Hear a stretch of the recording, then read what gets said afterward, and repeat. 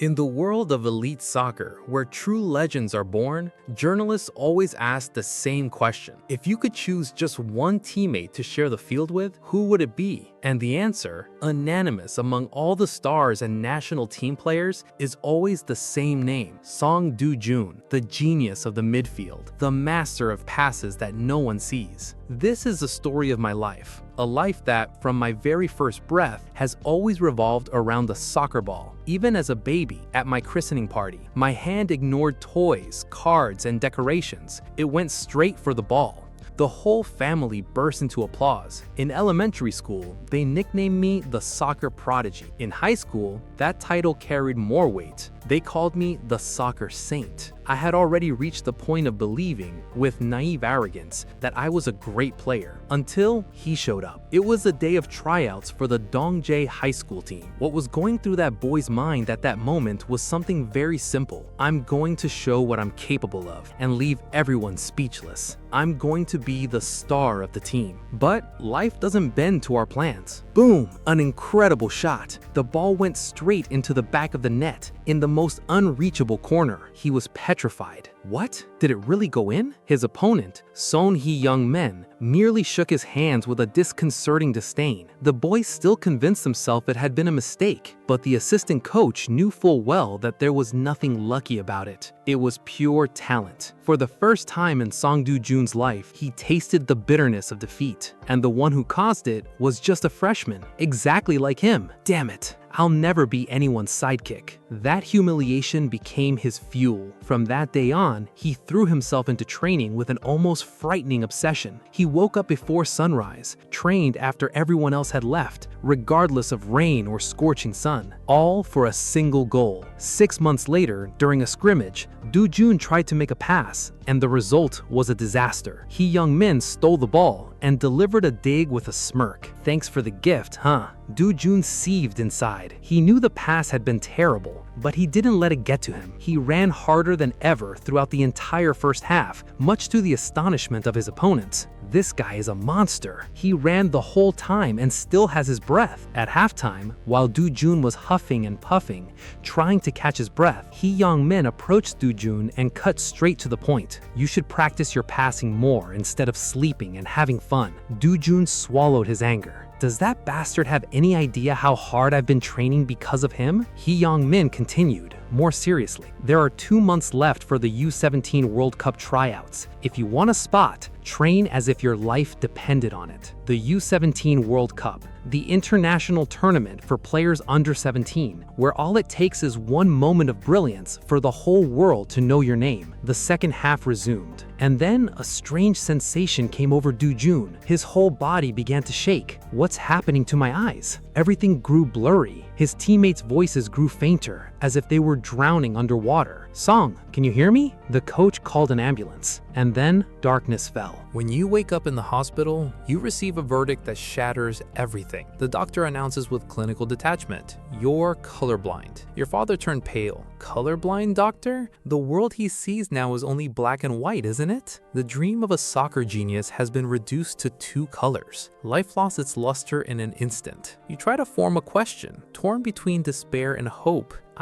I can still play soccer, can I? The doctor's silence was the cruelest answer in the world. 15 years later, that young prodigy was now a 32-year-old office worker, leading a completely ordinary life. That night, in an ironic twist of fate, he ran into his old rival, Son Heung-min, who had become one of the biggest stars in world soccer. "This time we have a doctor on the team," Heung-min said excitedly. Do-jun listened in silence, a heavy weight in his chest. What do these stories have to do with me, a mere office worker? On TV, they were replaying an old match. Heung-min dribbled past the last defender and unleashed a rocket with his left foot. Do-jun didn't miss a chance to taunt him. "That was last season. If it were me, I'd have scored 5 goals by now." Tss, tss. Heung-min retorted with a smile. "You're crazy. Just the look on your face alone deserves a red card." The two were still the same as ever. Do-jun looked at his successful friend and then at himself. If it weren't for that illness, he would have asked something that had been tormenting him for 15 years. "Hey, Heung-min, if I kept playing, how far do you think I would have gone? Young Min took a deep breath, met his friend's gaze, and replied with unusual seriousness. Look,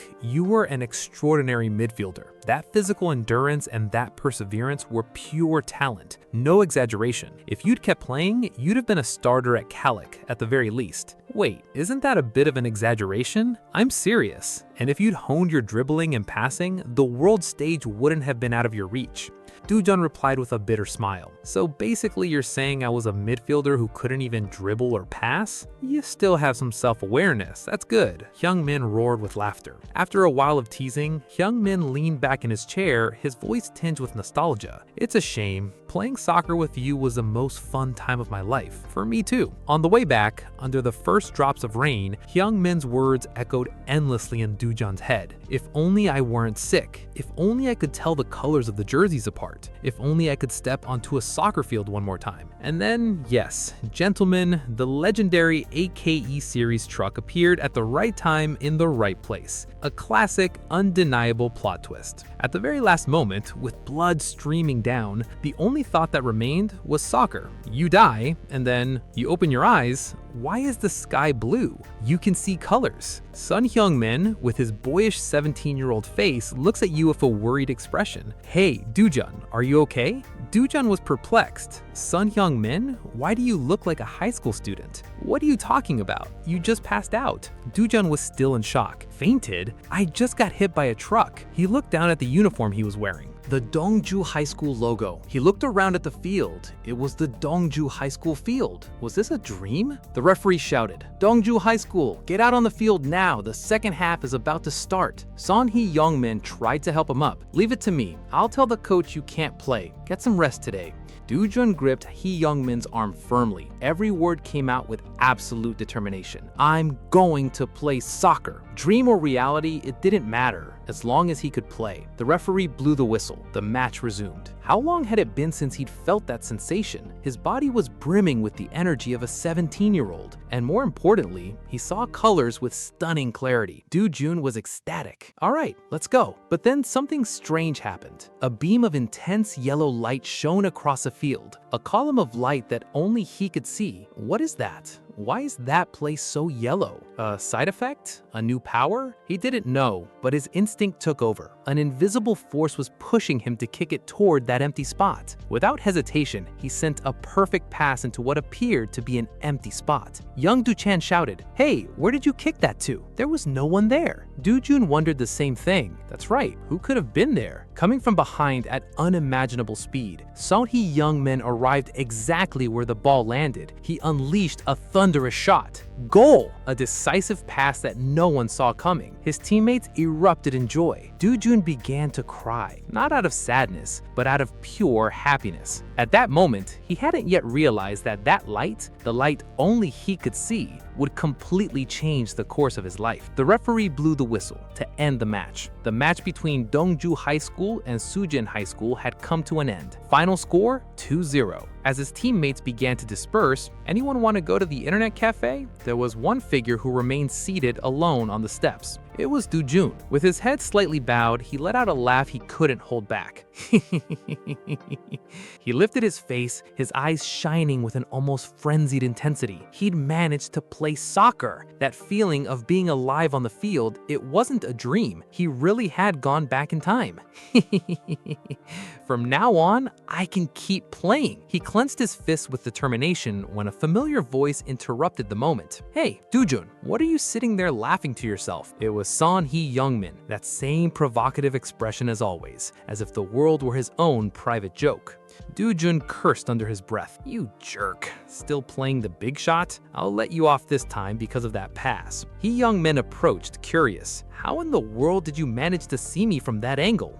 Good question. Doo-jun was wondering the same thing. Could he be talking about the column of golden light? But in front of his longtime rival, he couldn't show any confusion. He lifted his chin and replied with complete confidence. "It's just that my abilities have started to reveal themselves. No big deal." Ha Young-min clearly didn't believe him, but when he saw Do-jun get up, he asked, "Hey, where are you going?" Do-jun replied with the calm composure of someone who carries 32 years of experience inside a 17-year-old's body. "Home, of course. I need to train tomorrow. You should get some rest early too." Ha Young-min was momentarily surprised by that behavior, but eventually nodded in agreement. Home, a concept that felt distant since he left home in his previous life, but instinctively, his legs led him to a familiar apartment complex. Wow, I still remember the way. The passcode? My birthday. It never changes. The door opened. "I'm home." Everything was exactly as he remembered. The house was just like it used to be. A warm voice came from the kitchen. "Do-jun, you're just in time for dinner. Sit down and eat. You make your mother look so young." His mother asked with a smile, "Aren't you going to greet your father?"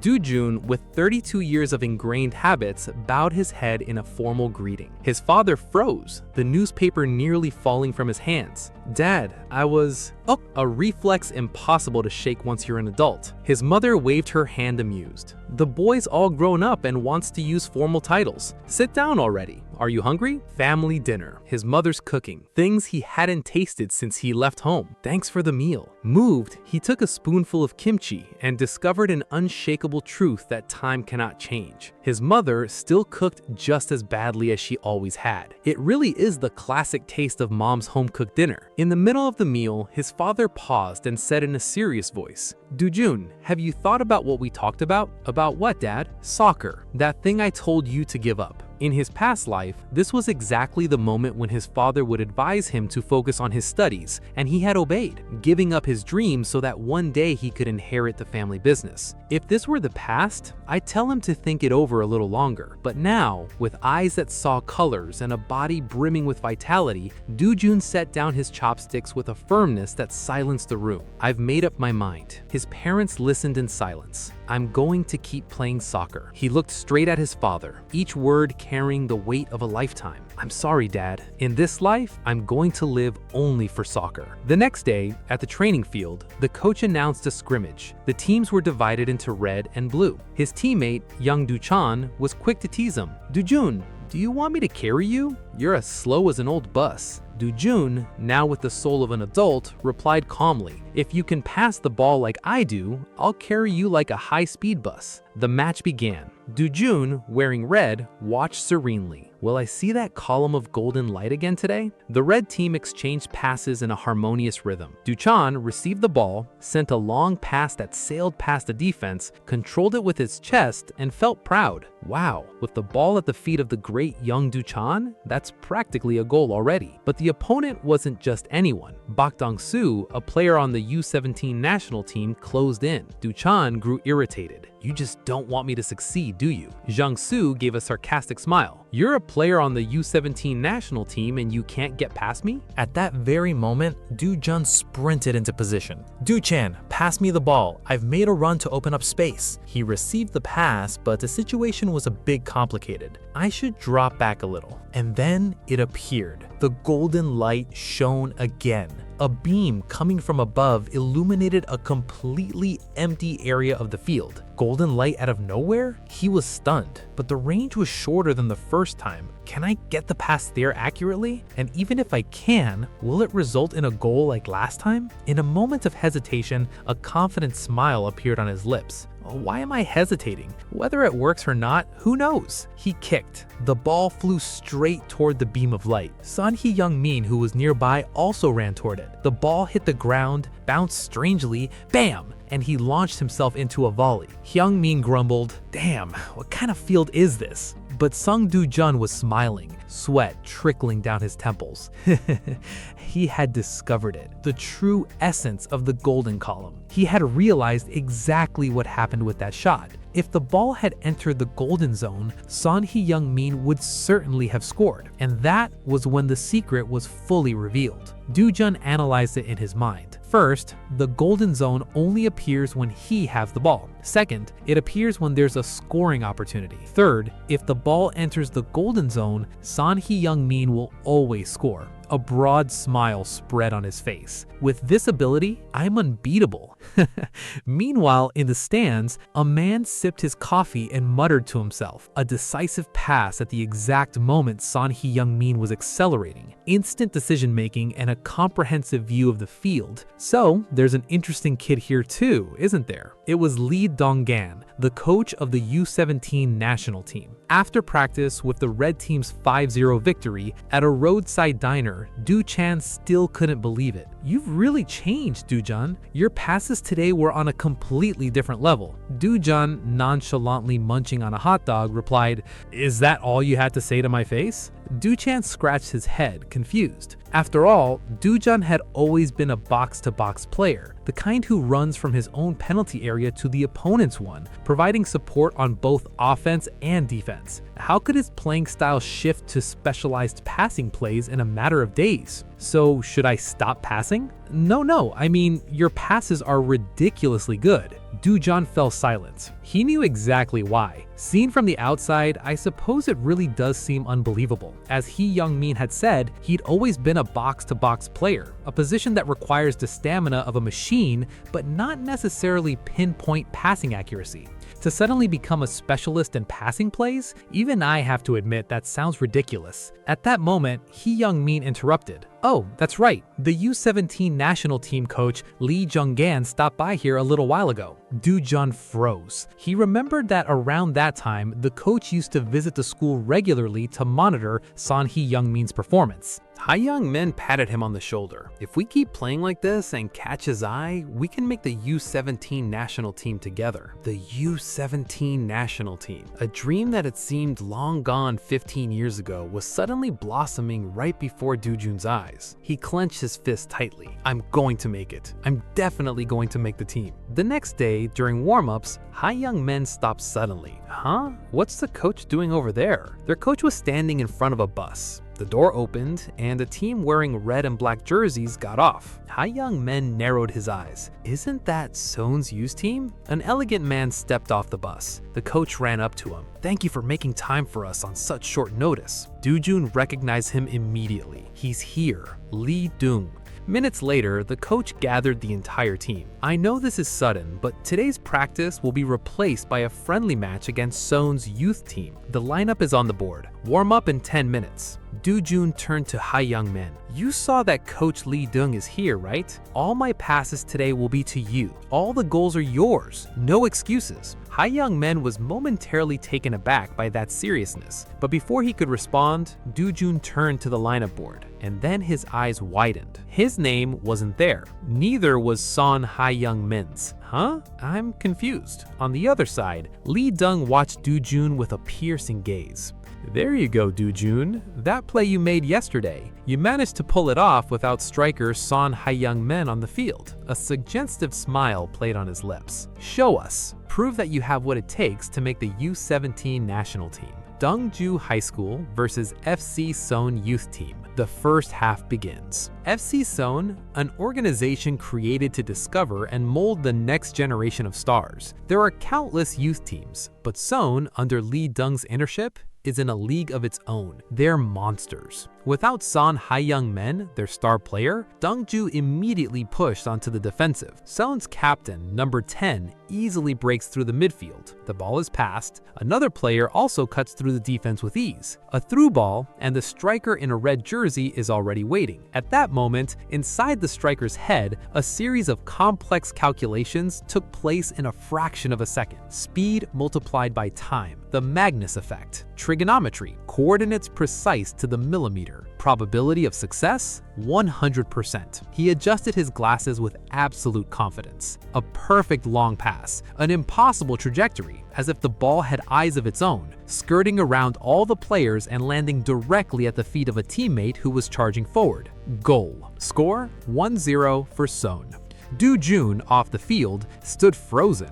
What in the hell just happened? That was the real reason Seoul dominated. Sung-in, Seoul Youth's central midfielder, nicknamed the Calculating Demon. The night before, Du-jun had looked up everything about him. National Youth Champion, first place in passing accuracy, MVP. When it comes to passing, he's a monster. and he played in exactly the same position as Do-jun. In my past life, it would have been impossible for me, but now, as long as I have Son Ha-young-min and the Golden Zone, but reality was cruel. Back to the game, Dongju was being completely dominated. Gura-jun received the ball and was immediately surrounded by two Son players. The ball came back, but the pass was terrible. A Son player stole it with ease. Do-jun watched from the sidelines, breaking out in cold sweat. I'm lost. Without Ha-young-min, I can't see the Golden Zone. And without it, a decisive pass is impossible. At this rate, the U-17 World Cup is just a dream. Sung-in dribbled elegantly. Do-jun's teammate shouted, "Do-jun, what are you doing? Fall back to defense." He snapped out of it with a start. "Oh, Sungmin." Sungmin dribbled past another opponent and delivered a delicate first-time pass, so perfect it almost found the receiver's feet on its own. His teammate received it and fired a powerful shot, but the goalkeeper made a spectacular save.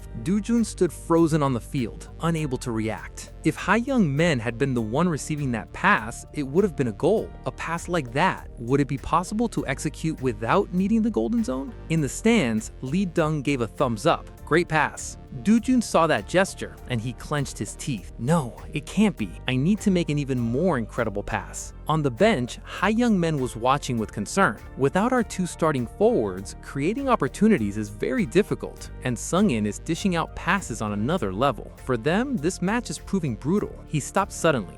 Not entirely. Ha-young-min shouted, "Go, Do-jun, you've got the ball. This is our chance." Do-jun charged forward. I need to pass it straight to Gudo-gun. I'm sure to catch Coach Lee Dung's attention, but Sen's defense had already closed in completely. The opening was too narrow. A teammate shouted, "Do-jun, over here!" A safe pass, but Lee Dung was watching. An obvious pass wouldn't make an impression. It was at that very moment that Do-jun shouted and launched the daring pass. The pass was hard but off target, but the ball hit the heel of a Sen defender, changed direction completely, and flew straight to Gudo-gun, found himself face to face with the goalkeeper, and fired a powerful shot. The ball buried itself deep in the back of the net. The entire Dongju crowd erupted. Do-jun froze. My mistake led to their goal. The first half ended. Score 1-0 for Sen's junior team. At halftime, Sung Do-jun sat on the steps holding his head. Things were already complicated, and on top of that, I made a pass that led to their goal. It's over. Ha-young-min arrived with an ice pack in his hand and said, "What's going on with you?" Then he looked at him suspiciously. "Hey, you did that on purpose, didn't you? The pass, you did it on purpose just to pass the ball?" Do-jun remained silent. "What are you doing anyway? You have to show Coach Lee Dung what you do best. Why just passes? Why didn't you push forward more?" Do-jun replied with an enigmatic, confident smile. "Because I'm good at passing." Ha-young-min froze. He broke the popsicle he was eating. "You idiot." After a moment, "Anyway, I've said what I had to say. Don't blame me later, okay?" "Hey, what do you mean by that?" Ha-young-min simply walked away, leaving the question hanging in the air. Figure it out for yourself. Do-jun muttered to himself, "Is there anything else I'm good at besides passing?" A teammate shouted from afar, "Do-jun, fall back on defense." Sorry, he snapped out of it. Now isn't the time to think about that. I need to intercept Seung-gin's deadly passes as much as possible. Do-jun charged forward, marking Seung-gin like a shadow. Seun's captain, number 10, felt the pressure. He passed the ball hastily. The receiver shouted and was immediately marked by another Dongju player. Seung-gin called for the pass. A teammate passed it to Seung-gin. The moment Seung-gin caught the ball, Do-jun was already there, like a ghost. Seung-min tried to shield the ball, but his strength was fading. His breathing grew heavy. Damn. Do-jun realized, just a little more, just 1 centimeter faster. In the stands, Dongju's coach turned to Lee Jung-an. "What do you think of Do-jun?" Lee Jung-an was silent for a moment, then replied, "To be honest, I was torn between him and Seung-gin in terms of passing ability." Dongju's coach was stunned, but maybe it was because of that mistake just now, a passing specialist who suddenly turned a match into a test of physical endurance. The only conclusion I can draw is that he gave up. Actually, coach, Do-jun has always been a box-to-box player. You know that. Lee Jung was stunned. I had completely forgotten that given the way he positioned himself. Do-jun's memories from his previous life came flooding back, and Hyung-min's words echoed in his mind. You're an extraordinary midfielder. Your physical endurance and fighting spirit are your greatest talents. If you'd stuck with it, you could have been a starter at K-League. Back on the field, there were only 2 minutes left. It was the last chance to catch Lee Jung-an's attention. Doo-jun was being marked very tightly, surrounded by both sides. There was nowhere to pass the ball. And then it appeared again. A swirl of golden light emerged right in front of the goal. The golden zone? How did it appear if Hyung-min is on the bench? A wry smile spread across his face. There was no time to wonder. He just had to shoot. But the target wasn't the goal. Doo-jun was passing the ball. The Seoul players were stunned. Who's running over there? From behind, Gudo-gun surged forward like an arrow, received Doo-jun's perfect pass, and headed the ball with all his might. The ball flew into the far corner of the goal. The goalkeeper didn't even move. Goal! The match ended in a tie. Dongju had managed to equalize. The whole team erupted with joy. In the stands, Coach Lee Jung-an sipped his coffee in silence. He had already made up his mind. The U17 national team central midfielder had come down to the Dongju High School practice field to find a rough diamond. After that dramatic tie, in the silent locker room, Doo-jun sat alone, lost in thought. That sense of control that had emerged during the match, it was real. He recalled the moment when the golden zone opened even without Hyung-min on the field. That meant it could open with other players as well. But why did it appear right at the end of the second half? A flash of insight. He needed to review the footage. He opened his laptop and went straight to the videos. Gudo-jan was clearly a player with impressive physical strength, but his style was more that of a center, holding his position rather than one of constant movement. Son Hyung-min, on the other hand, moved non-stop. He perfectly timed his runs to receive the pass. Doo-jun paused the video. A long-range goal by Son Hyung-min for his high school. It was simply absurd for the high school level.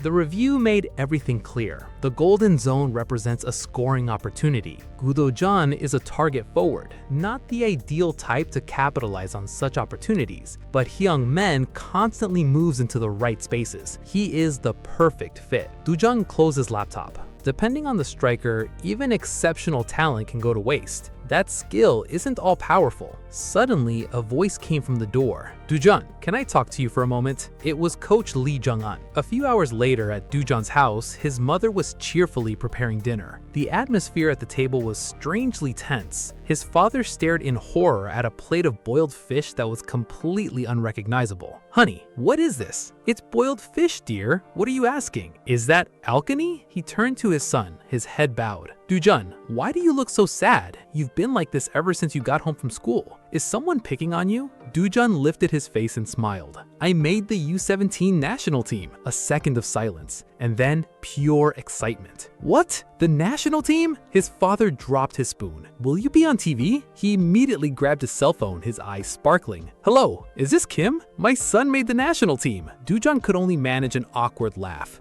Dad. But inside, he was truly moved. You two have been through so much because of me. His mother held his hand, her eyes brimming with tears. Doo-jun, you've been through so much hardship. I'm so happy you decided to start playing soccer again. This time, it's sure to bring us a happy life. The next day, on the way to the field, I heard you met with Coach Lee Jung-an. Yeah, I've made up my mind. I'm going to play in the U17 World Cup. Huh, if I hadn't given you that advice, you would have missed your chance. No way. I made the team because I'm good. You could at least say thank you. I already told you I'm not going to thank you, you idiot. The usual bickering was interrupted by a much bigger argument. Yang Do-chan and Park Jang-soo were seriously at odds. Doo-jun thought to himself, the powder keg has finally exploded. Hyung-min explained indifferently. In the soccer club, there are two groups. On my side, the pro U17 group with Do-chan, on the other, the anti-U17 group, led by Park Jang-soo. Some, like you, get along with both sides. But Park can't stand the U17 kids, and Do-chan kept provoking him. It was only a matter of time before this blew up.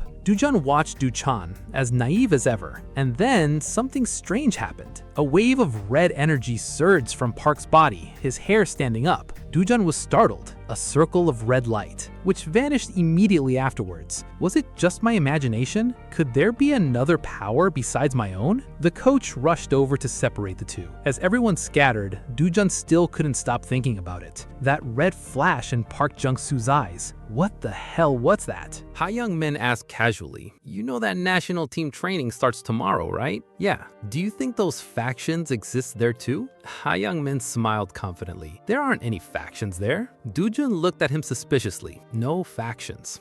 That doesn't sound very trustworthy. Training day for the U17 national team. At the training center, Coach Lee Young introduced the new member. This is the midfielder who just joined us. Hello everyone, I'm midfielder Song Do-jun. I'm really looking forward to working with you all. The atmosphere was completely frosty. Glares as sharp as knives were fixed on him.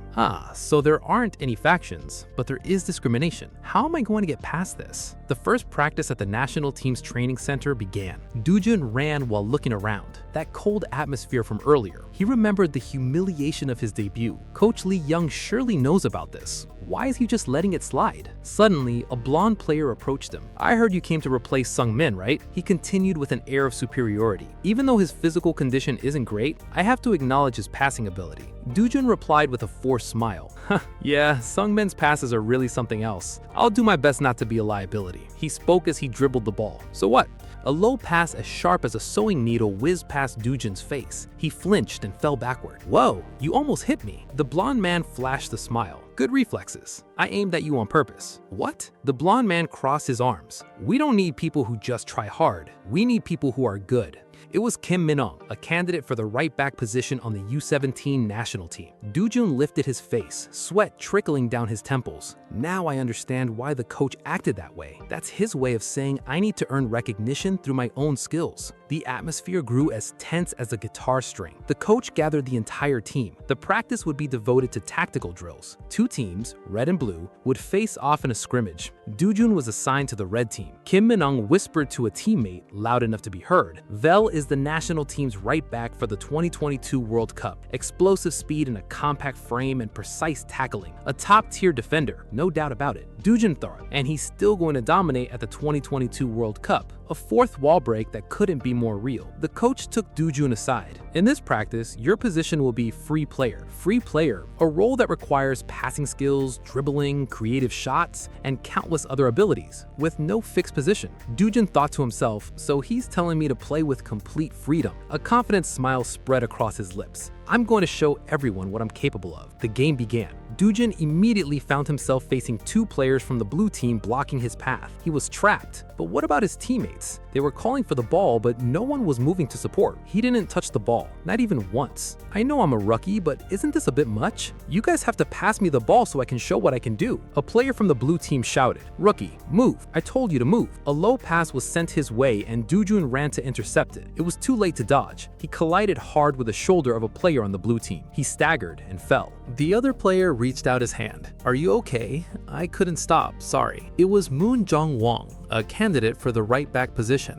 Do-jun grabbed his hand. "I think I'm okay, thanks. Next time I'll pay more attention." So not all the players on the national team are jerks. Just then, Son Hyung-min approached. "Do-jun, are you okay?" "Then, no. I mean, the fact that they're not passing the ball to you. If they saw your passes, they'd be impressed. Do you want me to talk to them?" It would be quicker and easier, but Do-jun interrupted him. "Wait a minute." He stood up, his eyes full of determination. "Calm down. How long do you expect me to depend on you? I'm going to prove my worth with my own abilities." He moved forward to mark his opponent. A player on the blue team was surprised. "Wow, falling all the way back to the fence. Open space? Huh? Do you think you'll be able to steal the ball like that?" The entire blue team began passing the ball around, deliberately avoiding Do-jun. A long pass. The player who received the ball thought, "I've got it." It almost went in. After watching, that player fell deep in thought. What the hell is this? Physical conditioning, speed, skill, and decision-making? Everything is on a level above mine. So how do I prove my worth? On the U17 national team training field, the blue team, made up of national team players, was playing soccer that seemed out of this world. One-touch passes, breakneck speed, and seamless team movements with no wasted effort.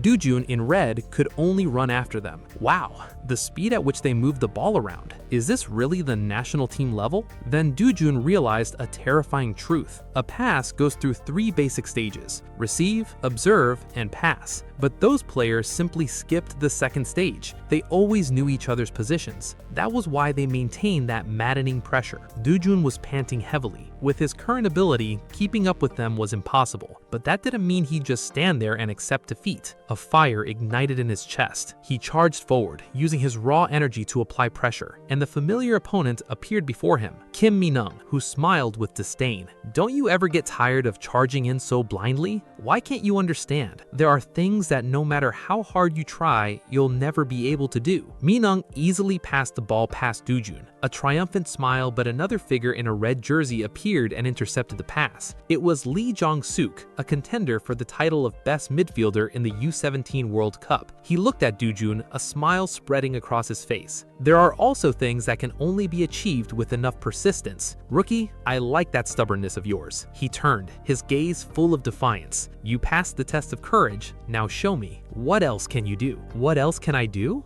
Doo-jun flashed a smile, at once confident and slightly crazy. Then I'll show you right now. And suddenly, the world around Doo-jun went dark. The field vanished. Only the players remained, glowing faintly in the darkness. And then 3 columns of golden light shot up from the ground at the same time. The golden zone. What the hell is this? 3 zones at the same time? It was as if the national team player's level had boosted his own power, but all the zones were far away. He needed to move forward before passing the ball. Doo-jun began to dribble, and the barrier known as Kim Min-young rose up once more. Wow, look who it is. You're brave. Why don't you pass the ball before you make a fool of yourself? Doo-jun faced a choice. Push forward alone or play it safe. He glanced at his teammates who were waiting for him to prove his worth. If not now, then when? Head to head, Doo-jun versus Min-young. Doo-jun made a lightning-fast feint to the right. Predictable, very predictable, thought Min-young. But it was just a trap. The real breakaway came down the left wing. He got past him. Now he just needed to cross the ball. But at that moment, a chill ran down his spine. Predictable. Kim Min-young, his eyes red as a demon, caught up to him from behind at an absurd speed. Doo-jun couldn't tell which foot Min-young would use. Which way should I dodge? Suddenly, a beam of red light flashed. A red halo enveloped Min-young, and from his left foot, a glowing red arrow pointed forward. What is that? The arrow was charging with energy. Min-young attempted a sliding kick, but Doo-jun, thanks to the mysterious arrow, had already anticipated everything. He leaped smoothly, and Min-young's boots passed beneath him in vain. Min-young always let out a growl of rage. Doo-jun stared in astonishment at Min-young's foot. Don't tell me that red area indicates the trajectory of the shot. Min-young charged forward again. The red area appeared once more, this time on his right foot, with the arrow pointing toward a direct kick. Doo-jun had already figured it out. The red area is the exact trajectory of the shot, anticipating the future by a single instant. He gently pushed the ball through the gap, perfectly avoiding the goal. Is that all there is to it? Way too obvious. With the path clear, Doo-jun sent a pass, a perfect curve. A beam of golden light sliced through the air, flying straight toward a teammate who was advancing. Sung-joon received the ball and kicked it with precision, straight into the corner of the net, much to the goalkeeper's astonishment. Wow, that rookie's really good. In the stands, Coach Lee Dung smiled enigmatically. Sung Doo-jun continued to perform at a high level even among the national team players. He rubbed his chin, a gleam of enthusiasm in his eyes. This year's U17 World Cup looked very promising. His teammates rushed over to celebrate with Doo-jun, but he suddenly felt Kim Min-young's gaze. His face was dark, his eyes glowing with an orange flame of anger. The battle had barely begun. Doo-jun turned and stared at Min-young, and then he saw it. The fiery red aura surrounding the defender. Just like when Park Jung-soo and Yang Do-chan faced off, Doo-jun instinctively took a step back. What is this? Does he want to fight? The air was thick with tension. Their gazes locked, one full of hostility, the other extremely cautious. And then something that no one expected happened. Instead of throwing a punch, Min-young held out his hand. I recognize you, okay? Doo-jun froze. Recognize me? You were the first to break through my defense in a single go. That's why I recognize you. Doo-jun was still processing it. Thanks. Min-young turned around, waving. All right, then. All settled peacefully, thought Doo-jun, but another voice rang out. Kim Min-young, kick the ball over here. Min-young turned around. A mischievous smile sprang across his face. Sure, and he delivered an extremely powerful and precise kick right to Bok Trong-swan's face. Bok Trong-swan was paralyzed with fear. Did you do that on purpose? Min-young curled his lips, pointing toward the field. Oh, it's just because I don't recognize that guy. Dujun could only let out a sigh. This Kim Min-eung guy is definitely a certified nutcase, no doubt. In the second half, building on the momentum from the first half, his teammates began passing the ball to Dujun. He used the red zone to dodge Min-eung's tackles. The defender kept yelling, "I recognize you," every time he was beaten. A day that couldn't have been more perfect, but the price to pay was absurd. On the bus ride back, Dujun was writhing in cramps. And that's just the first day. These guys seem totally normal. They really are monsters. Son Hee-young Min, sitting next to him, teased, "Haha, you're done for, Dujun. Completely exhausted, aren't you?" Dujun tried to put on a brave face. "I'm totally fine. You can clearly see the exhaustion on your face." Hye-young Men laughed, "But to have your skills acknowledged on the first day? It took me 2 days. That's really incredible." Dujun smiled, leaned back in his chair, and fell into a deep sleep. He pondered as he slept. What helped him most was the red zone, the ability to predict the future. It showed the direction of the block, which foot would be used, and the exact moment of the tackle. Gradually, Dujun realized, if the golden zone represents a scoring opportunity, the red zone is activated based on the opponent's defense. It appears when the defender has hostile intentions. The yellow zone and the red zone. How many other colors are there? Why did these zones suddenly appear? There's still many mysteries, but that's okay. He just needs to solve them one by one. 3 weeks later, the grueling training sessions had shaped Dujun, and among all his teammates who had gradually become friends, there were some truly incredible ones. Lee, the midfielder destined to play in the Bundesliga someday, and Moon, Kick's future top scorer. At halftime, Son Hee-min teased, "All of Dujun's passes are mine." Min-sung, the crazy one, nodded in agreement. "That's true." Dujun sighed. "Why don't you guys go rest instead of bothering me? This is our rest," they both replied. Hye-young Men then asked, "By the way, have you guys packed yet?" "For the Sendai Cup. We're leaving in 2 days." The Sendai Cup, a youth-friendly tournament held in the Sendai region of Japan. Participating countries: Brazil, France, Japan, and South Korea. In the original timeline, South Korea had suffered crushing defeats against Brazil and France, beating only Japan. Final record: 1 win and 2 losses. But Dujun knew full well that this was the most important competition for him. His performance at the Sendai Cup would determine whether he'd be selected for the U17 World Cup. And with his own eyes, he'd witnessed Son Hee-young Min become a star in that tournament. This time, Dujun clenched his fists, digging his fingers into the grass. "I'm going to make my mark, without a doubt. The Sendai Cup is the stage to change my destiny." 2 days later, the entire team was in Sendai, Japan, their first trip abroad. Son Hee-young Min, true to form, immediately set out to analyze trends in Japanese candy market. Dujun shook his head. Never mind. He turned to Dong-suk. "What about you?" "I'm thinking about eating ramen." "Sounds great. Take me with me." At a diner, Dujun finished every last drop of his bowl of noodles, wiped his mouth, and turned to Dong-suk. "I left my money at the hotel. Can you pay for me?" Dong-suk broke out in cold sweat. "I only have 200 yen. The diner's owner, with muscular arms and a piercing gaze, was watching. "Can you guys pay?"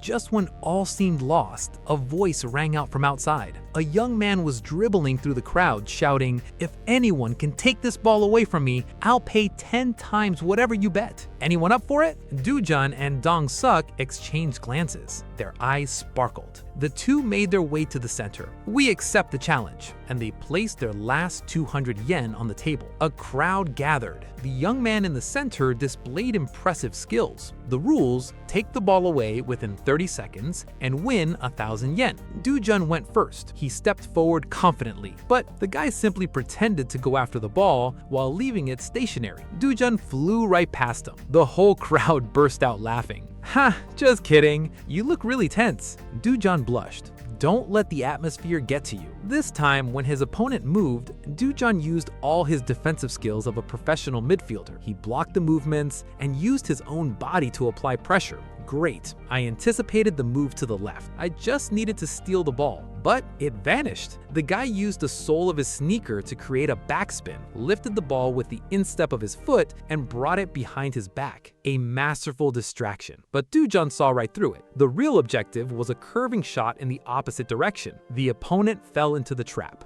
Doo-jun used his own leg to block the ball. A spectacular victory. Doo-jun shouted, ran over, and clapped his hands in celebration. The young man kept his promise. Congratulations, here's 1,000 yen. Doo-jun took the bill with sparkling eyes. A 500 yen bowl of ramen is enough. Thank you, that was a lot of fun. I was really happy too. Have a safe trip. As the two turned away, a familiar silhouette with long hair appeared beside the young man. Nagai, how long have you been here? Since when did you start betting with those Koreans? Nagai watched the two of them walk away. Tomorrow is the opening game. What are you still doing here? The young man just smiled. Those Koreans really have sharp eyes. Is it that obvious? The sandbags you're wearing? It would be strange if they weren't. He took off the bag, still smiling. He put on the national team jersey with the Japanese flag emblazoned on it. Sato Hen, a midfielder prospect for Japan's U-17 national team, the opponent they would soon face. On the opening day of the Sendai Cup, the first match was Brazil versus South Korea. In the stands, Doo-jun clenched his fists. In the original timeline, South Korea lost to Brazil 3-1. This time, with the Golden Zone, I'm going to change the past. The match between Brazil and South Korea officially began.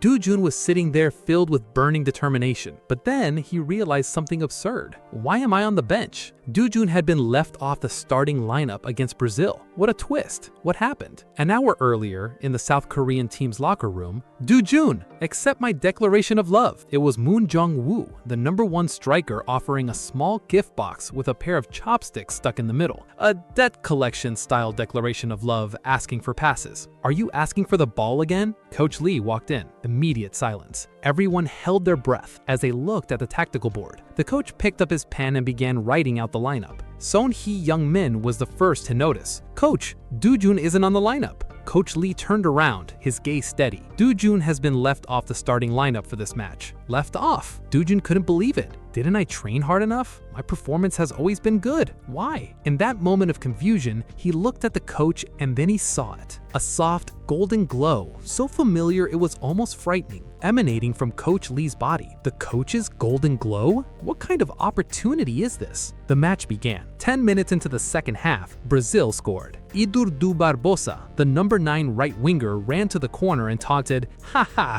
South Korea is really weak." From the commentary booth, the analysis went, despite trailing by 1 goal, South Korea's spirits had not yet collapsed, but hopes for a counterattack were soon dashed. A.L. Vitorino, the Meister of the Brazilian national team, emerged from behind like a ghost and stole the ball with ruthless composure. And then, the symphony of the samba dancers began anew. 1 pass, 2 passes, short, lightning-fast plays tore through the South Korean defense. They moved without looking, sensing each other's positions by instinct. Too slow. Too slow. South Korea, come on. From the bench, Doo-jun gritted his teeth. The way they passed the ball, the spaces between those short passes are impossible to fathom. Brazil's pace is much faster than South Korea's. What exactly is the difference? Doo-jun clasped his hands and concentrated. He stared at Brazil's passes, trying to find a pattern, but he didn't understand a thing. Damn it, I'll do what I do best. The golden zone. It was what showed him where the goal would come from. Through it, he could move 1 step ahead of everyone. And then a thought occurred to him. Could those Brazilians see this too? No, that wasn't a special power. It was the result of experience and effort. They were constantly moving into advantageous positions, anticipating the next pass. That was how they kept the pace at mind-boggling levels. If I were on the field facing that pressure right now, I wouldn't be able to do anything. Doo-jun realized that being on the bench was actually a stroke of luck. Coach Lee Jong wanted him to sit out so he could observe and learn. While Brazil celebrated their second goal,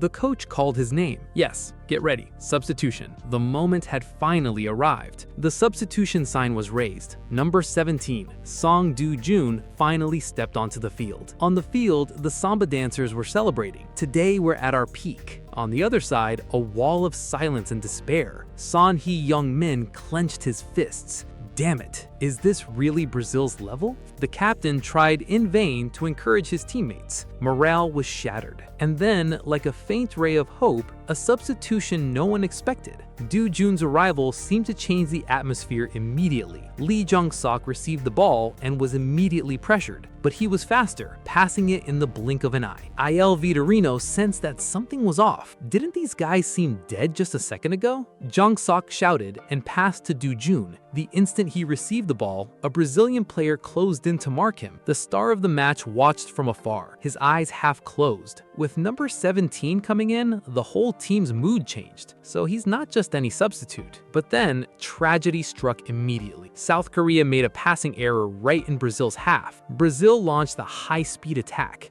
Do Jun and Min Young sprinted frantically toward the ball carrier. Do smiled dismissively. "Are the two of you really going to stop me?" Min Young roared. Do Jun charged forward. The striker had been waiting for just that. He used the sole of his shoe to give the ball a gentle tap and sent it soaring upward. The ball flew over Min Young's head. We'll get to it first. But Do didn't let the ball drop. As soon as it came down to waist height, he kicked it backward with his heel, a sombrero. The ball flew once again over the heads of the two South Koreans. Ha! Hala! From the bench, Do Jun had already figured it all out. "I completely understand your style of play. That triangular formation is exactly what I saw from the bench. The final pass always goes to your main striker. Number 9, Do. That's the power of observation." Without hesitation, Do Jun launched a long pass that sliced through the defensive line. Son Heung-min received the ball. He looked up. In front of him, not a soul in sight. Brazil's entire half was completely empty.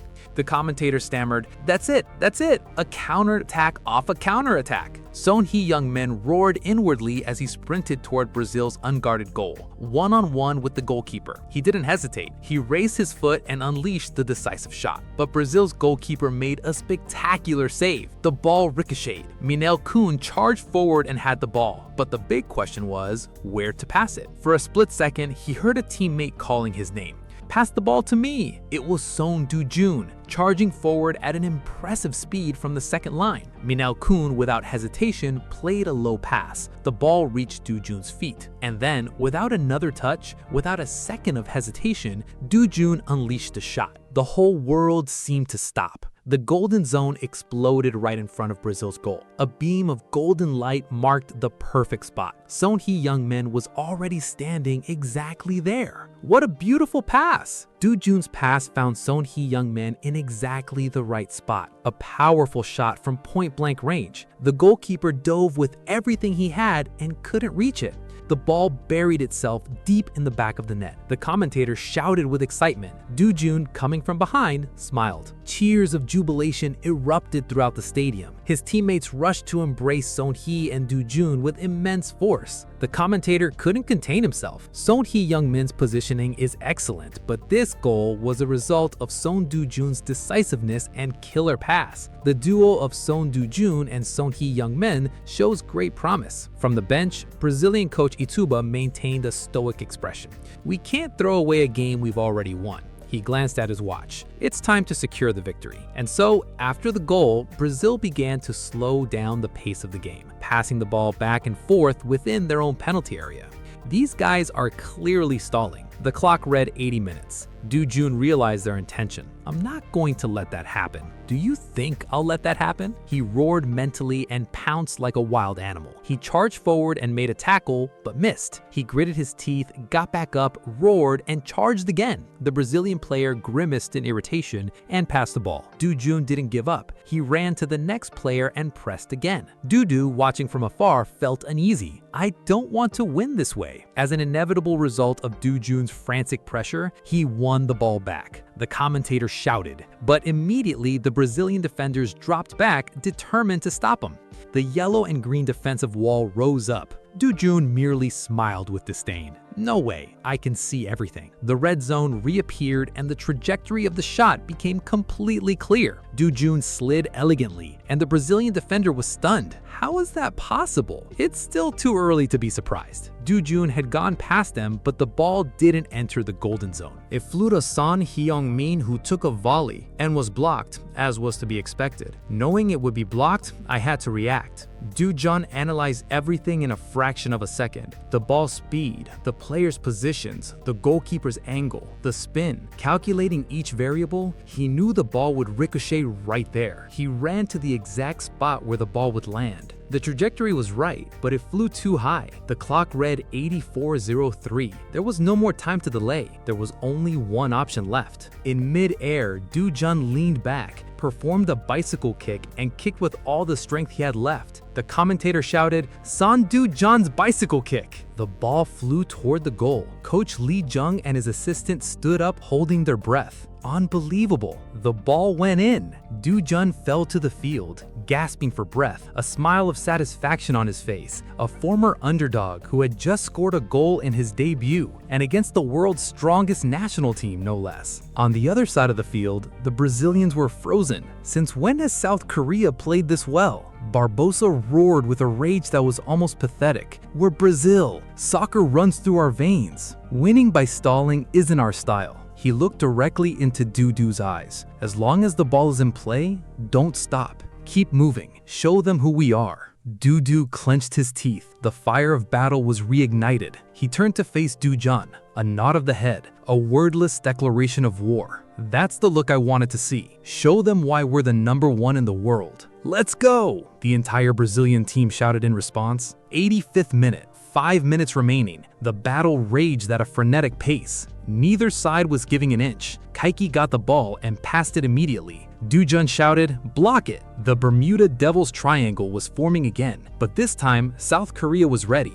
Du Jun and Min Wong shouted, "Don't even think about it." They advanced, determined to break through the triangular formation, but Brazil was still too fast. The ball reached Dudu. A deadly opening appeared. If I pass there, the chance of a goal is huge, but it wasn't going to happen. Number 17 was advancing quickly, blocking that gap. Dudu gritted his teeth. Number 17. He was forced to change his mind. Passing to Vandrick was the right move. But then Dudu saw Du Jun gliding across the field, a defiant smile on his face. An internal struggle erupted within Dudu. I can't accept this. Head-to-head confrontation. The time has come. Du Jun read Dudu's thoughts in an instant. If he advances that way, the match is over. I have to stop him. Dudu began to change direction. Which way would he go? Du Jun watched every detail. His center of gravity dropped. It was a powerful shot. Just as expected, Dudu used the sole of his cleat to pull the ball back, and Du Jun was already there waiting. There, Du Jun intercepted Dudu's play and regained possession of the ball. Dudu shouted, "Get the ball back!" Du Jun didn't give him a chance. He drove forward with the ball straight ahead. The commentator shouted, "So Du Jun is on the attack." A lightning-fast counterattack. 89th minute, less than a minute remaining. South Korea's last chance to attack. The entire stadium held its breath. On the field, Song Du-jun was picking up speed. On the other side, Du-der roared, determined to block him at all costs. 3 Brazilian players closed in, forming a pincer movement that squeezed Du-jun from 3 sides. He looked around. The golden zone had not yet appeared. The red zone appeared, showing the way, and then the moment arrived. There it is, the golden zone. A column of brilliant light appeared right in front of him. Du-jun sent a pass that couldn't have been more perfect. The ball sliced through the entire defense and headed straight for the box. The South Korean captain was there, in the midst of the opposing team's defense. Without hesitation, he unleashed a thunderous shot. The Brazilian goalkeeper dove in vain. The ball buried itself deep into the back of the net. The clock read 90 minutes. The goal and the end of the match happened at the same time. The entire stadium erupted. South Korea had pulled off a comeback, a historic turnaround, a 3-2 victory over Brazil. On the field, the South Korean players embraced each other with tears in their eyes. Lee Jong-sok couldn't hide his astonishment. "Hey, how in the hell did you manage to see and pass the ball there?" Do-jun just smiled. "We really beat Brazil. 2 assists and a goal. An impossible debut." From the stands, Coach Lee Jong watched his protege with a meaningful look. Just 20 minutes, that's all it took for this kid to lead a team that was down by 2 goals to victory. And the star of the show was Song Do-jun in his debut. He clenched his fist. "I need to talk to him." At the victory banquet, the whole team was celebrating over chicken wings and sweets. Coach Lee Jong watched the boisterous players with a smile, and then quietly asked Do-jun's roommate, Moon Jong-hwa,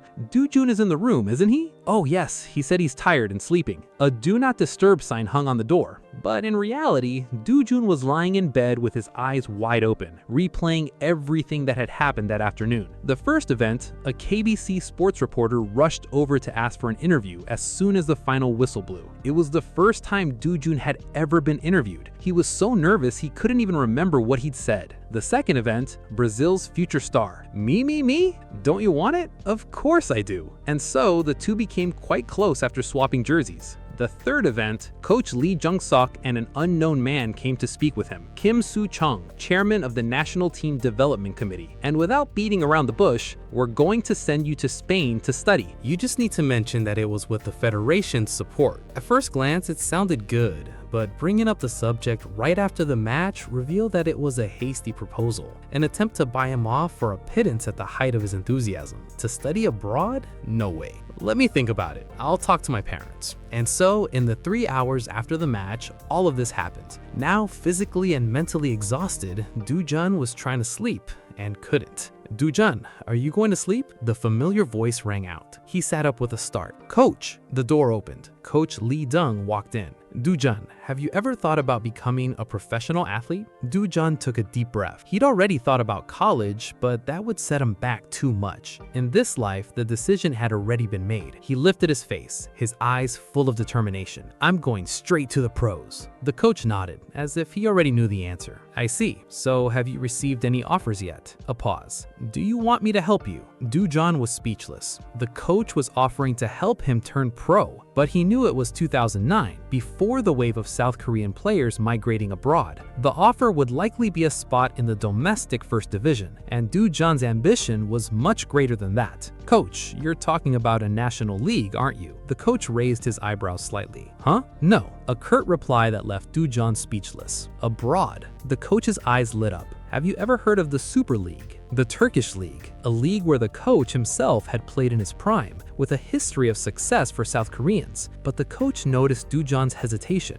"It seems you're not interested." "No, that's not it." Do-jun hurried to explain. The coach just smiled. "That's fine. I imagine someone like you has more ambitious goals." He offered another option. "There's also JIC, where I used to play." Do-jun lowered his head. "If it's your recommendation, I'll consider it carefully." The coach chuckled. "That's a very roundabout way of saying no." He sighed. "But it's true. Someone who turned down the Super League wouldn't be satisfied with JIC." "I'm sorry, sir." The coach sat up straight. "Do-jun, from now on you'll receive countless offers like this. Will you be able to make the right decision every single time?" Do-jun fell silent. "You're young and inexperienced. That's why I plan to introduce you to someone who can help you make better decisions." "What do you mean?" "If you agree, I'll introduce you to a professional sports agent." Agent, that word that only existed in movies. "Didn't you like that offer either?" asked the coach. "I accept, sir." Do-jun seized the opportunity immediately. "How could I refuse something you took the trouble to propose?" The coach chuckled. "You just turned down every tournament I proposed, but you accept the agent right away." "I'm sorry." The coach pulled out a business card. "This is Agent Kim Ji-ho's card. I'll introduce you to when you return to South Korea after the Sendai Cup, before the U17 tournament." "Thank you, coach." The coach stood up to leave when the door flew open with a bang. Moon Jung-won burst in with a bag of shrimp crackers. "I want to trade this bag for one of your assists." He stopped short when he saw the coach. "Oh!" The coach Lee Dung just smiled and patted Jung-won on the shoulder. "Be careful out there. Yes, coach. The door closed. Jong-woo turned to Do-jon, his face pale. Why is the coach in our classroom? It must be a surprise inspection. Damn, now I'm definitely on the blacklist. Tomorrow I'll show you a move so you can score some points with him. Jong-woo's eyes lit up. Really? I'm counting on you. Give me some of those chips then. I already told you I trust you. Share some with me. The commentator announced enthusiastically. Today's match is between South Korea and France. France took the field with a 4-2-3-1 formation. South Korea had made some changes, a 4-3-3, with fast players on the wings to open up space on the flanks and destabilize the French team's densely defended center. In the stands, Son Heung-min noted, even with so many people here, the victory over Brazil was a huge boost. Do-jon smiled. It was to be expected. This is the kind of attention I'll have to get used to sooner or later. He clenched his fists. I'm going to show them exactly what kind of player I am. The match began, with France on the attack right away. Precise passes, flawless combinations. Do-jon watched.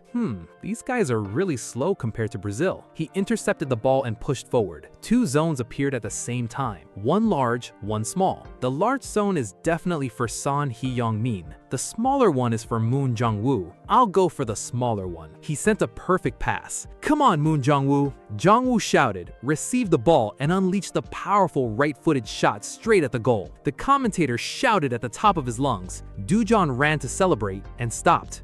His teammates were all surrounding Son Heung-min. What just happened? Do-jon was completely confused. Moon Jong-woo ran up to him with a grin from ear to ear. I almost certainly would have scored, but Do-jon. And then Do-jon saw Jong-woo standing right there beside him with a forced smile. He had forgotten. Moon Jong-woo, a world-class striker from South Korea, the reason he was still on the domestic team despite his extraordinary talent was a fatal flaw. He played poorly when he was in a bad mood. The commentator noted that France was constantly losing possession. Some physical issue? South Korea regained possession. Do-jon watched the opponents. How strange. France is clearly strong, but their movements are very stiff. And then he heard it, a faint electronic beep. He had already forgotten that sound. These French players were 17 years old, under unprecedented media pressure, and just conceded a goal to a team considered inferior. At that age, their mental toughness isn't strong enough to handle that. Do-jon smiled. After all, skill isn't everything in soccer. He saw the golden zone appear and tried to set up another goal, but he stopped suddenly. Damn, there are two glowing areas again. Moon Jong-woo, are you yelling from way over there again? Jong-woo was still in a bad mood. Do-jon gritted his teeth. This time, it has to be the small area. Please. He sent a perfect pass into the smaller area, but before it reached Do-jon's feet, another player appeared and took a shot, which was saved by the French goalkeeper. Moon Jong-woo ran over with a disappointed look on his face. That was close. Do-jon, I'll get it next time. Do-jon shook his head. It wasn't him this time either. Jong-woo must be heartbroken. He didn't pass the ball to me. He didn't pass it to me. He didn't. Do-jun finally had to admit, now even I don't know anything about his condition. In the 43rd minute of the first half, France's left back stole the ball and thought to himself, lately it's been getting way too easy to steal the ball. The pressure from number 11 has eased up a lot. He pushed forward and linked up with Kevin. A perfect play down the wing. Kim Min-young found himself at a crossroads. Should he mark Chad or Kevin? I'll block the closest one first. But it was a trap. Chad was waiting for Kevin's pass. A cross into the box. The French forward jumped and headed it in. Goal. Score 1-1. The entire French team celebrated. Do-jun watched his opponents. Their movements were completely different from the start of the match. They'd gotten used to the pressure. He gritted his teeth. If this keeps up, it'll get harder and harder to score. And with that goal, the first half ended. In the locker room, Do-jun clenched his fists. Damn, with Moon in the bad mood and almost out of the game, our wingback was completely exposed. He thought about suggesting to the coach that he substitute him, but quickly dismissed the idea. No one's going to notice his habit of his for another 3 years. If I ask for a substitution now, they'll think I'm weird. A total dilemma. If he ignored Jong-woo's bad mood, he'd keep messing up the flank. If he kept an eye on him, the guy would keep blocking the flank. There was no other way out. In the second half, I absolutely must set up Moon Jong-woo for a goal. The second half began. Du Jun was getting ready to build up the play, but before he could do anything, a French player lunged at him to tackle him extremely aggressively. Why such a sudden change? From the stands, the French fans were shouting, "We've already scored a goal. Let's score more and win." Du Jun immediately realized it. That previous goal has reignited their spirits. He gritted his teeth. It's begun. This is France's true strength. The match was entering its final minutes. France pressed relentlessly. Kim Min-young gritted his teeth. Now it's our turn to have our morale shaken. Suddenly, a voice came from beside Du Jun. "You're trying to set up Moon Jong-woo, aren't you?" It was Lee Jung-suk. "How do you know?" "Just look at the speed and length of his strides, it's obvious." Jung-suk smiled. To stop Chai's plays down the wing, the only solution is to have Moon Jong-woo score a goal to revive his spirits. Du Jun was genuinely impressed. He figured all that out just by watching? Reading the opponent is hard enough, and you're analyzing your teammates at the same time? Then maybe it's possible. His eyes sparkled. The match continued. Du Jun stared intently at France's passes, trying to spot a pattern. The golden zone shows where the goal will be created, but it doesn't indicate who will score it. So what if there were a way to figure that out? He recalled his clash with Dudu. His center of gravity dropped. He was thinking of advancing. Observe and predict. Don't miss a single breath, a single glance, a single habit, or a single posture. Du Jun sensed the direction of his opponent's next move. "I saw it." He lunged to intercept. That's it, anticipating the next move by observing the flow and habits. What if I apply this to my teammates? He looked at Song, great movement off the ball. He looked at Min-young, a left-footed player with excellent reaction speed, simulating who would have the easiest time receiving my pass. The result was immediate. The player in the box had a better chance. He passed the ball. Perfect, but a little too long. Too bad. I think a perfect calculation is still beyond my capabilities, but I get it now. It's a matter of reading the flow of the game. A French player advanced. Kevin received the ball, but Chad was marked. This time, it's definitely one-on-one.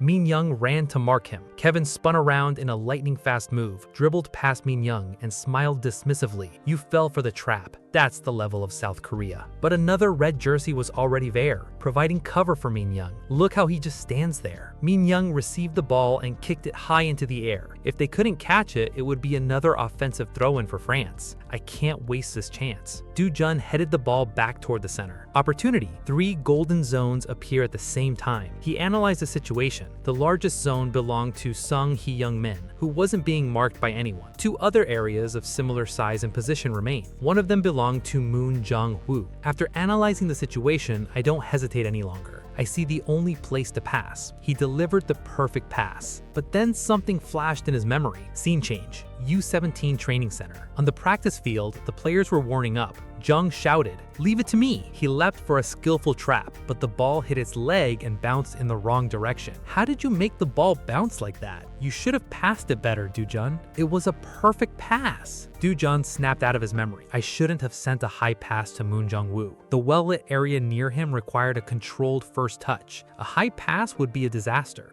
He made his final decision. The ball will go this way. And he passed to Moon Jong-woo, who was already in the right spot. He kicked it. The ball seemed to go wide of the post, but it curled in. Goal! Moon Jong-woo was stunned. Hee, my first goal! I scored a goal! He shouted with joy, and his teammates rushed over to celebrate. Du Jun collapsed onto the field, letting out a huge sigh of relief. Jong-woo ran over to help him up. Du Jun, I scored thanks to you. Du Jun smiled. Jong-woo, if it weren't for you, I wouldn't have gone through all that trouble. The second half continued with a score of 2-1. France's left back, Choi, tried another play down the wing, but somehow Moon Jong-woo appeared and stole the ball right from his feet. Number 11. Why is he suddenly putting up such a fight? The clock read 90 minutes. The match ended. South Korea 2-1, France. Another victory. Du Jun, panting, looked at the scoreboard. We really did win. After Brazil, now it's France. Just one more match to go. If we win, we're Sendai Cup champions. That afternoon, physically and mentally exhausted, he needed to rest. But as soon as he reached his room door, a crowd of reporters surrounded him. Player Song, Du Jun, I'm a reporter from MBQ. From WWC, we'd like an interview. Du Jun was stunned. Has the number of reporters increased this much after just one match? A reporter he recognized stepped forward. I'm Sauce from KBC Sport. Just one question. He looked Du Jun straight in the eye. The next match is against Japan.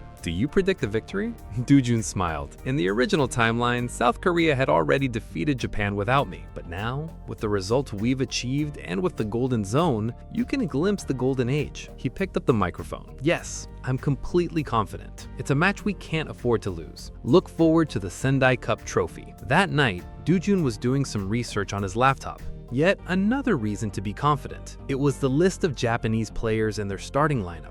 Information he had memorized out of an obsession with soccer in the year since his retirement. But something was off. An unfamiliar name on the Japanese national team's roster. Seitan Ren. Have a feeling I've heard that name somewhere before. And then the memory came back. The ramen bar. Catch this if you can. It was that guy who used to dribble through the streets. Seitan Ren is the world's #1 in exhibition soccer. At the Japanese national team's training center, the boy trained with unusual dedication. Outside, fitness coach Takaji observed, "This kid has a lot of grit." Coach Masaki walked in. Tomorrow's a big event. The Sendai Cup final against South Korea, which knocked out Brazil and France. And it's a match between South Korea and Japan. Whichever team stands out in this game will become a star overnight. The coach rubbed his chin. As for the lineup, should we put Shin in midfield? As usual, an unusual gleam appeared in his eyes. This must be the opportunity. Coach, don't tell me you plan to reveal that. Isn't it too soon? Now is the best time to present this strategy to the world. The coach's gaze grew cold and piercing. A formation that could become Japan's greatest tactic, the black hole. In the Japanese team's locker room, Shinji walked confidently over to check the lineup. Of course, everything's going to revolve around me again. I'm different from you guys. I'm going to shine in this match. He looked at the board and froze. His name wasn't listed at censor. He wasn't even on the starting lineup. In the central attacking midfield position, Seitan Ren. Shinji trembled. This can't be happening. He ran to the coach's office, stammering. The coach gripped his shoulders. "I'm sorry, I should have told you sooner. Seitan Ren will play in your place in this match, but you'll always be the heart of the Japanese team." Seitan Ren spoke up. "Sorry, it looks like I've ended up becoming the protagonist. The star? Damn it. My plan to become famous after winning the Korea-Japan match. All because of some clown." In the locker room, is he saying this guy is better than me? From behind, a voice. "It's the fault of whoever let this happen." It was Nagai. "Hey, didn't you say you were going somewhere today? I'm going to give a presentation. I get nervous if I don't do that before a match." Shinji clenched his teeth. Nagai said, "But don't get hurt. It affects the whole team." "Got it. I'll show off, but I won't get hurt." A dark thought crossed Shinji's mind. In a food district, Doo-jun was with the team, enjoying their free time. "This takoyaki is amazing." He turned around. "That comes to 3,000 yen total. Everyone give me 600. Suddenly, Sun Hee-min had an idea. "Want to eat takoyaki for free?" He pointed to a soccer arcade game. "Whoever loses pays the 3,000 yen. Moon Jong-woo took a powerful shot, 991 points. Hai Young-min looked on with disdain and scored only 989. Darn. Doo-jun, it's your turn. Doo-jun concentrated and kicked with all his might. The score read 975. Unbelievable. Doo-jun was the big winner. Hai Young-min was stunned. "I already said I'd pay and be right back." Doo-jun left the arcade and suddenly the huge crowd had gathered outside. In the center, Sato was showing off impressive dribbling skills. Doo-jun stood frozen. "I saw him at the ramen restaurant." Sato wrapped up his performance. "Phew. I have a game tomorrow, so I'd better stop here." But a figure approached with a defiant air. "Can I play around? One more person is fine. The time limit is 30 seconds. You just have to get the ball." Doo-jun thought he should analyze this one carefully. Sato stared intently into Doo-jun's eyes, and a red glow appeared. From a dark corner, Shin-ji watched everything, glaring at Sato with a look of pure hatred. "Let's see if you'll still be playing tomorrow after you get hurt." The rules were simple, 30 seconds. But behind the scenes, a sinister plot was unfolding. A hired thug, his red eyes ablaze, waited for the right moment. An hour earlier, in a seedy restaurant, Shin-ji had sat across from the thug. "Break his leg so badly he'll never be able to play soccer again. Can you do that?" "Sure, just get the money ready." Back to the present. The thug lunged in with a malicious tackle. What kind of tackle is that? He didn't even go for the ball. The bully roared. 12 seconds remaining. Sato thought, "I can still hold on." But on the sidelines, Doo-jun had already figured it all out. Ever since that opponent's eyes started glowing red, he never intended to steal the ball. The goal was to injure him. The thug pinned Sato's leg down. All his weight was on that leg. My leg is trapped. I can't dodge. He unleashed one last kick, but before it hit its target, a figure threw itself in the way. It was Dujun. He used his own body to block the blow. You bastard, who are you? But the crowd had already surrounded the thug. He realized what was happening and ran off. Sun Hai-young Min rushed over to help Dujun. What happened? Are you okay? I'm fine, but Sato approached. You're from the ramen restaurant. Thank you. If it weren't for you, I would have been seriously injured. What should I call you? Oh, let me introduce myself. My name is Sato Jin, the world's #1 exhibition soccer player and a member of Japan's U17 national team. Nice to meet you. Dujun froze. Back in his dorm room, Dujun recalled that Sato from the Japanese national team was an exhibition soccer player. No wonder the name sounded familiar. In his past life, a friend had shouted in his face, "Wake up, quick, this is breaking news." On his phone screen, a photo of Sato, the god of the East, the spectacular Sato Gen, the youngest player to ever reach #1 in World Exhibition Soccer. In the past, Dujun had simply asked, does he play soccer? Because Sato hadn't been in the original tournament, and the reason was exactly today's injury. But in this life, Dujun had saved him. So back then, I couldn't even touch Sato's ball. Satoen, sorry for the late introduction. I'm Song Dujun from the South Korean national team. Satoen shook his hand. I already knew that. Even at the ramen shop, you didn't move like an ordinary person. See you tomorrow's game. Thank you all for waiting. We have more spectators than usual today. The Sendai Cup final between South Korea and Japan is about to begin. The entire South Korean team gathered in a circle. Son Hee-min shouted at the top of his lungs. A win in this match will give us the Sendai Cup title. To win, there's only one thing to do. Win. Let's go. The whistle blew. Dujun received the ball. Let's see what Japan is capable of. But he soon noticed something unusual. Their defense has dropped back too far. Are they planning to focus on defense? Then I'll attack first. He broke through the defensive line. A Japanese player blocked him. Where do you think you're going? Obviously, to win the title. Dujun breezed by him. Too slow. But their individual skills were slightly inferior to those of Brazil and France. At our current level, we can definitely win. He sent the pass. Moon Jong-won moved toward the center. Jong-won crossed to Song Young-min, but he was completely surrounded by 2 Japanese players. Dujun was surprised. Why are there so many defenders? Song Young-min was double-teamed and lost the ball. Takumi passed it to Satoen, who was in the center, but Japan's attacking third was completely empty. From the bench, Coach Liu Deng frowned. The formation might be good for defense, but they're taking too long to move forward. Coach, are you sure this tactic is right? Japan's coach Yo just smiled. Isn't it right? He looked out at the field. That applies to an ordinary player. Satoen doesn't wait for his teammates. He pushes forward on his own. Satoen began his run. Kim Min-ung moved up to mark him, one-on-one, but Satoen was too fast, feinting continuously. What kind of speed is that? Satoen had already easily gotten past everyone. When the two of you focused on me, my attack became much easier. Satoen's teammates had already moved up. Hikaru, the Japanese winger, crossed the ball. A little too high. Dujun shouted, "Too high!" Perfect, thought Satoen, and the tall figure leaped. A header by Nagai Ryo, standing 194 centimeters, with an incredible leap.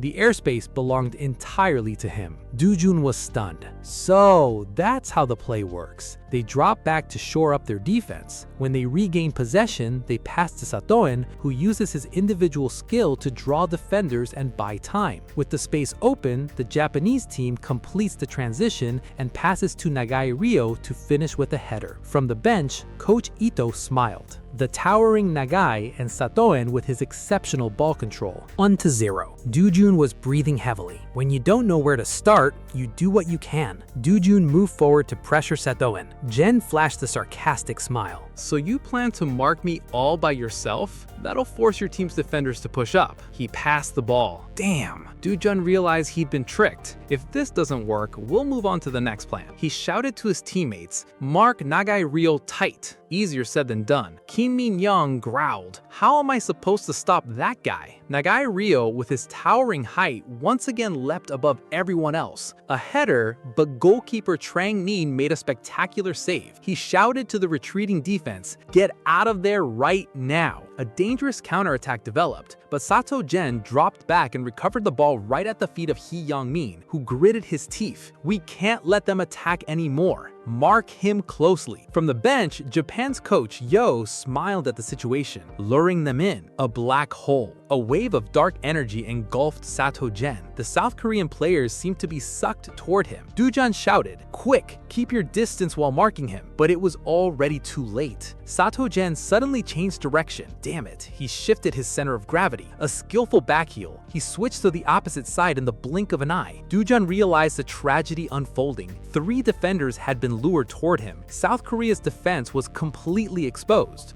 The first player we need to stop is Nagai Ryo. But it wasn't just Nagai. Another player broke down the wing, unleashed the shot, and the goalkeeper was beaten. Japan extended their lead to 2-0. Dujan stood frozen on the field. Nagai was used as bait, wasn't it? No matter how hard we try, it's no use. There's nothing left to try. On the other side, the Japanese team smiled triumphantly. Dujan clenched his fist with all his might. What's this about reading the game? We couldn't even stop a single player from breaking through. Maybe I just don't have what it takes to play soccer. Wake up, you idiot. It was Son Heung-min. He roared. Are you done whining yet, you brat? No? Why not? Do better, buddy. The ball isn't even reaching our feet. Do you think it's that easy? Japan is pulling it off. They're passing to Ren non-stop. Our teammates have to throw themselves in front of him to stop him. Calm down and cut it out. The commentator noted that there seemed to be internal conflict within the South Korean team. Lee Jong-suk, panicking, pulled Dujan away. Dujan, are you okay? I'm sorry, I got too impatient listening to Son Heung-min talk. Dujan suddenly stopped. Wait a minute, the ball keeps finding its way to Ren. An idea popped into his head. Maybe this will work. He turned to Lee Jong-suk. I have a plan to change the pace of the game. South Korea prepared to serve. Sato Gen watched his opponent and thought to himself, internal conflict, huh? This match is going to be a breeze.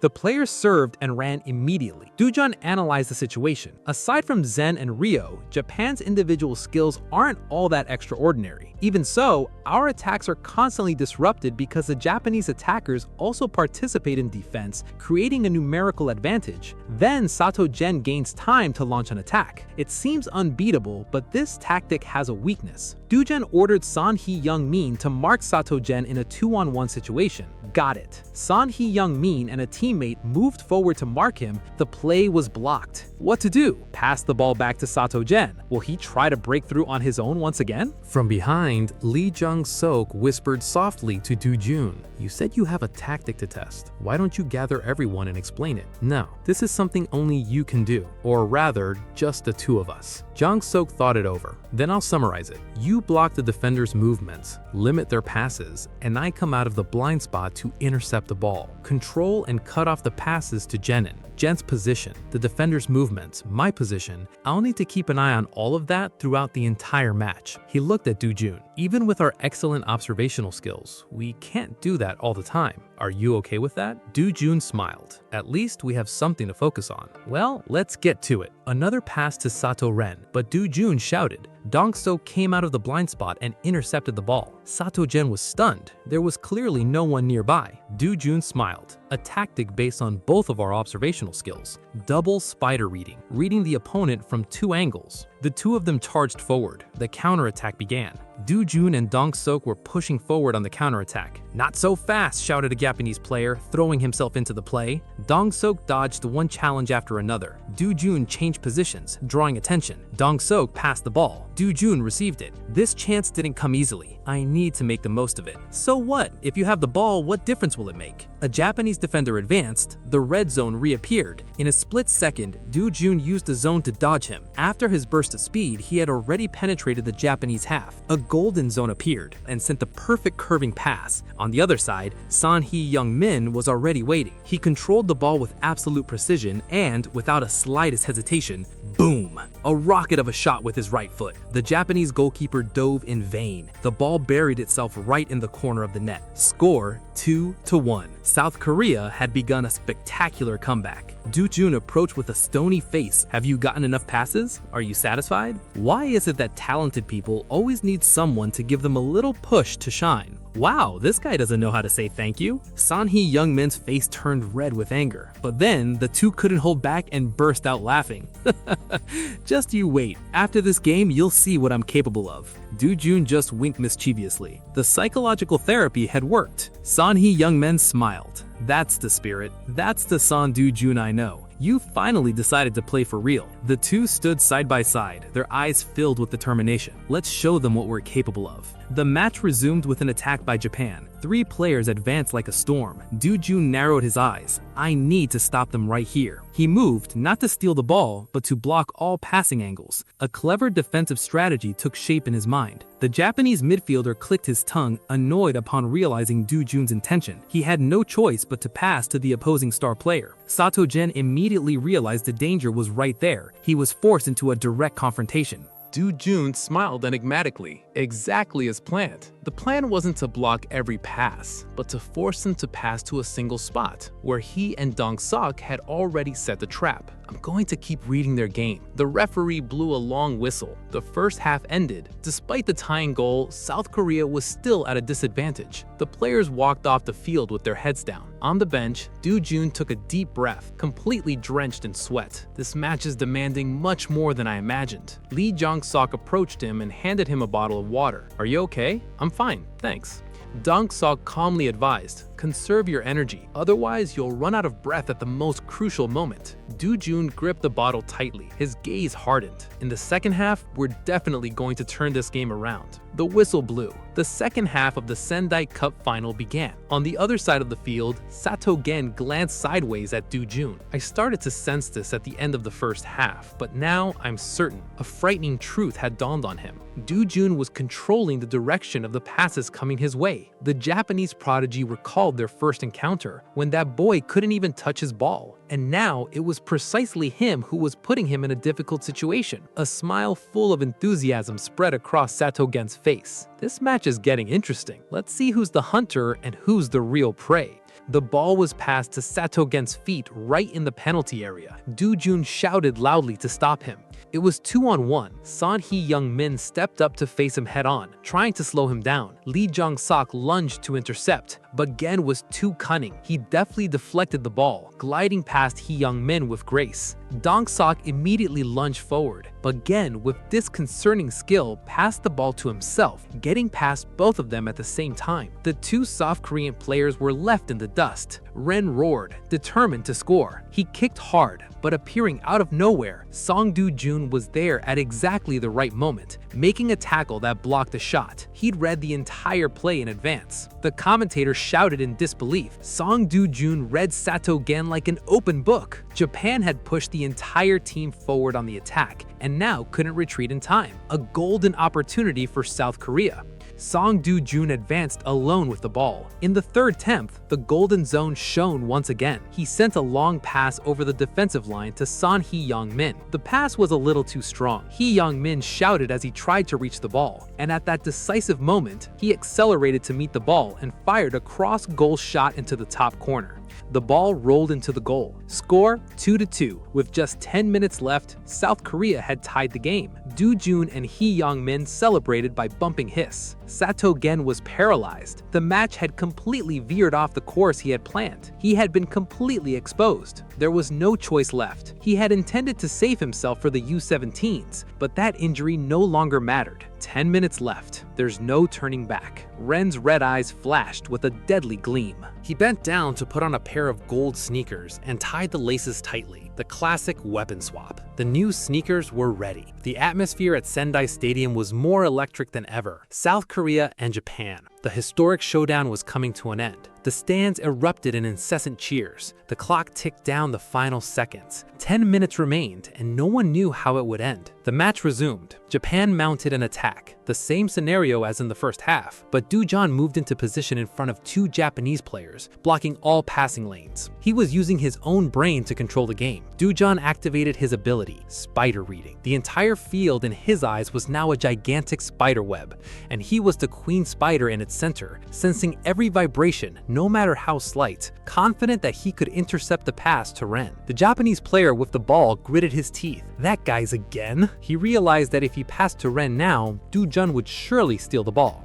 But he looked at Du-jun and saw that he was panting. That guy looks exhausted. I can get past him. He decided to push forward. Du-jun seemed to lose his concentration, leaving an opening. "Damn, I'm losing my focus," he muttered. The Japanese player flashed a smile. "I've noticed. His concentration is slipping. I can get past him." But he was completely wrong. Just as he was preparing to pass, another figure in a red jersey appeared from the side. "Lee Young-suk, I'll stay on the right and cut him off." So it was a trap. Du-jun had pretended to be exhausted to lure his opponent exactly where Dong-suk was lying in wait. Not so fast. A cold voice rang out. Sadajin's eyes flashed. He had already retreated, realizing their double trap long before it was too late. The Japanese player immediately passed the ball. Ren finally received it, but was immediately surrounded by 3 South Koreans. Lee Young-suk thought confidently, "I've gotten used to Jen's speed since the first half. The 3 of us are enough to stop him." But then, whoosh! Jen suddenly accelerated to a speed completely unlike anything he had shown before. Lee Young-suk was horrified. What is this? His speed is much faster than before. The 3 South Koreans were left behind like statues. Jen sent a high pass forward. The target was Nagai Ryo's tower. Could he pull off another miracle? Moon Jung-won, who was marking Ryu, shouted in despair.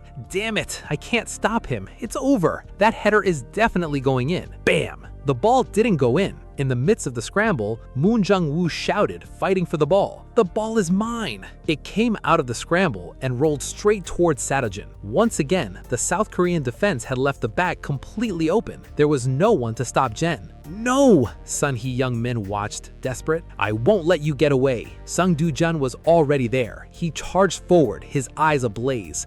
"I'll block you with my own hands!" The faithful clash between 2 geniuses. Sadajin flashed a sarcastic smile. "I knew you'd come. Come on, Du-jun." Du-jun gritted his teeth and charged forward. If he were overtaken there, the match would be over. He had to stop Ren, but his body was at its absolute limit. His breathing grew heavier and heavier.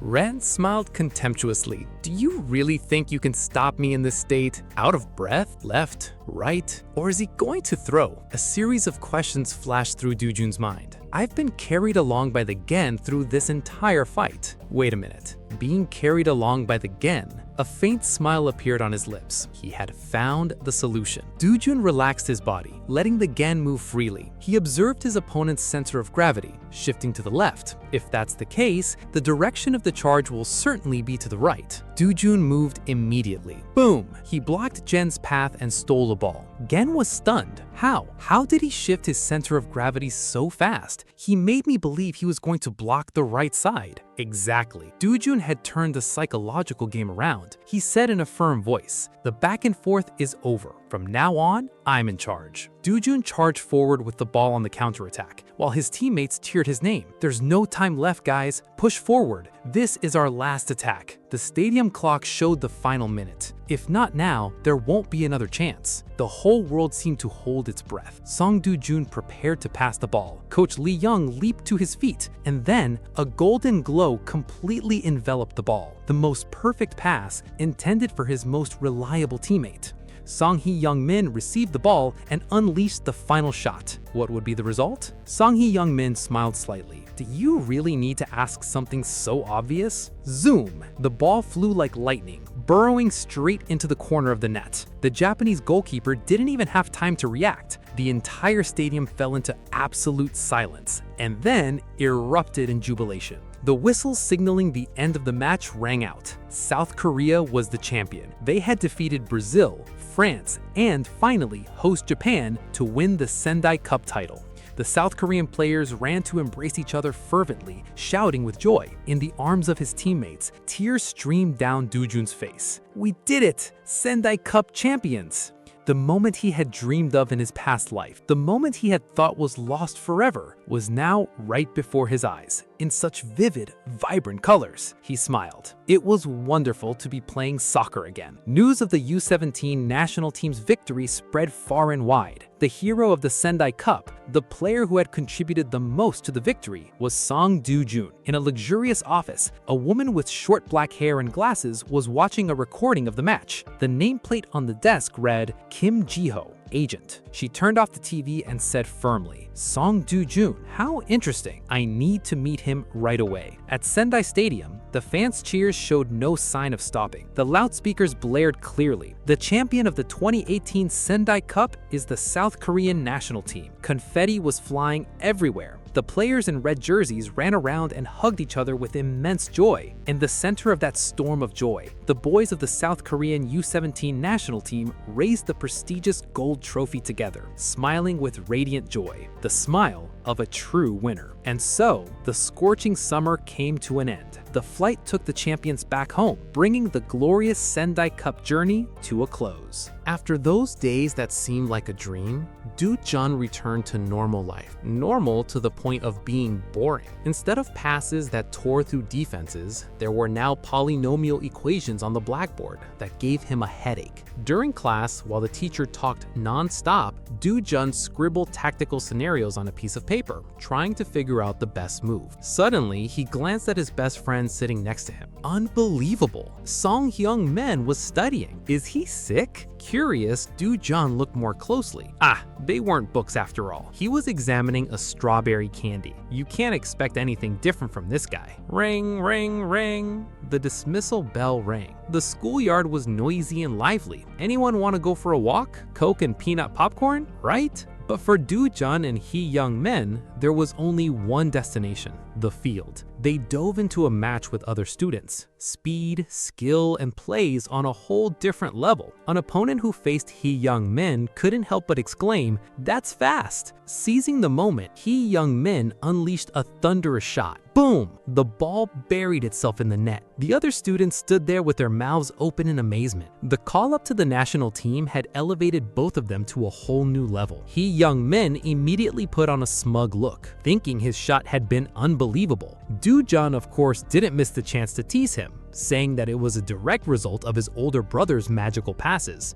Do-jun wiped his sweat from the brow, exhausted. "No matter how much I train, this will never get any easier." Hee-young-min added mercilessly, "Really? I'm not even a little tired, you weakling." This guy is really asking for a beating. Do-jun raised his fist. A childish fight was about to break out when someone interrupted him. "Do-jun, Professor Lee is calling for you." A senior student summoned him. Professor Lee Jun? Following the instructions, he walked to a nearby cafe, pushed open the door, and went inside. "Teacher, why are we here?" Do-jun stepped closer and froze. Sitting across from the coach was none other than his own father. "Hi, Dad. You're already late. At an important meeting like this, of course there should be an adult accompanying you." Do-jun still didn't understand anything. What kind of meeting is this? At that very moment, the sound of high heels echoed through the room. A woman dressed in an authoritative business suit walked in. She exuded an extremely professional aura. "It's a pleasure to meet you, Song Do-jun. I've heard Coach Lee talk a lot about you." She smiled. "I'm the representative, Kim Joel." Do-jun was stunned. Kim Joel? The name sounds like my neighbor's, but her appearance and aura, is this woman really that striking? While he was still processing this, his father interjected. "Excuse me, representative, may I ask directly, is our Do-jun really a competitive player?" Kim Joel didn't answer the question. Instead, with total professionalism, she opened her laptop. "Please take a look at this presentation." Do-jun's eyes widened. She even prepared a PowerPoint. How meticulous. But when he saw the first slide, analysis of player Song Do-jun with some cute images decorating the edges, he couldn't help but think she was meticulous to the point of exaggeration. Kim Joel began the presentation with precision. "I'll summarize Do-jun's position in the expanding soccer market." She explained that the classic attacking midfielder position was gradually losing ground. Tactics were becoming increasingly rigorous, and the pressure ever more intense. But Song Do-jun was different. He held onto the ball very well and had enough physical stamina and mobility to withstand the pressure. And above all, he possessed the talent to turn a game around with goals and assists. Conclusion? He was a forward-thinking player.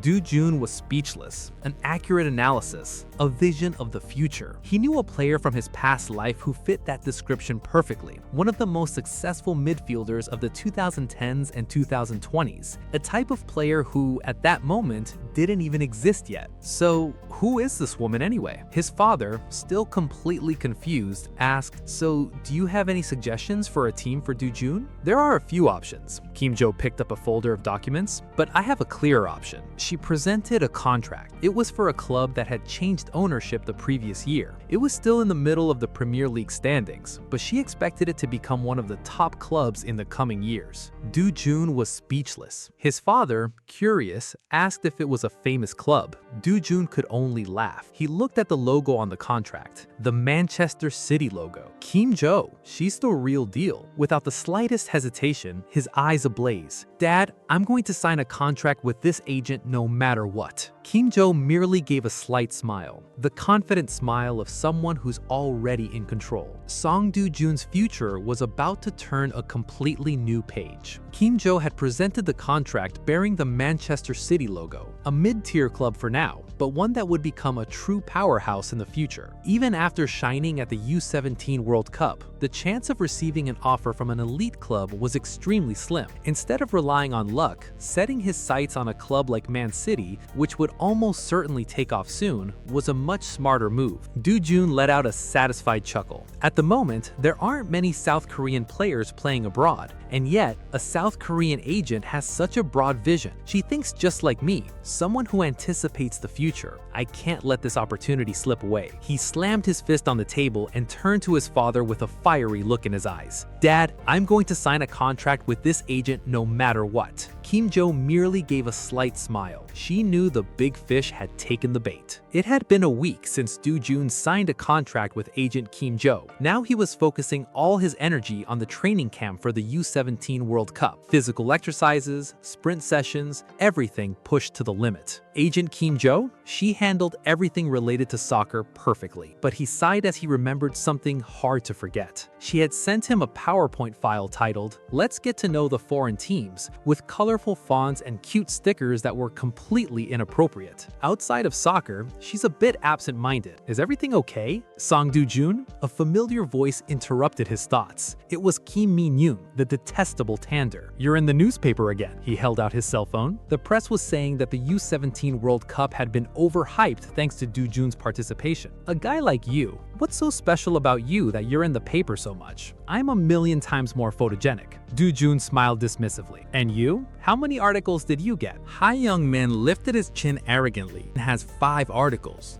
Spat out all the water in his mouth. He stammered, Five articles? I have 10. He couldn't even count properly because he was so angry. Kim Min-wong muttered, Today I have to beat someone up to make the news." That crazy guy's having another outburst, but Do-jun wasn't paying attention to that anymore. Suddenly, he realized something. The U17 World Cup has never received this much attention before, has it? It was true. A youth tournament with players who, for the most part, hadn't even made their professional debuts yet, a small audience, and almost no live broadcasts. Normally, no one would bother to follow it, but this edition was receiving enormous and strange attention. What's the reason? Do-jun smiled. "It's certainly because my participation changed the outcome of the Sendai Cup. That means the future can change depending on what you do." If he stood out in a U17 World Cup as fiercely contested as this one, he could receive offers far better than he'd expected. Do-jun's eyes blazed with determination. "No matter who the opponent is, I'm going to defeat them all and make my mark in history." "Gotcha! Wait, I was just kidding!" The locker room door swung open. Coach Lee Young walked in. "The draw is about to begin. Take your seats right away." Do-jun rushed inside, followed by Ha-young-min with a swollen cheek. "Sorry, coach, I'm late." "Do-jun, are you hurt?" "Oh, I just fell during practice," he lied without batting an eye. The whole team sat down in front of the TV. The atmosphere was as tense as a guitar string. Son Ha-young-min muttered that he didn't care which opponent they faced, but that if possible, he hoped to end up in a slightly easier group. On TV, the draw began. After groups A and B, we'll begin the draw for Group C.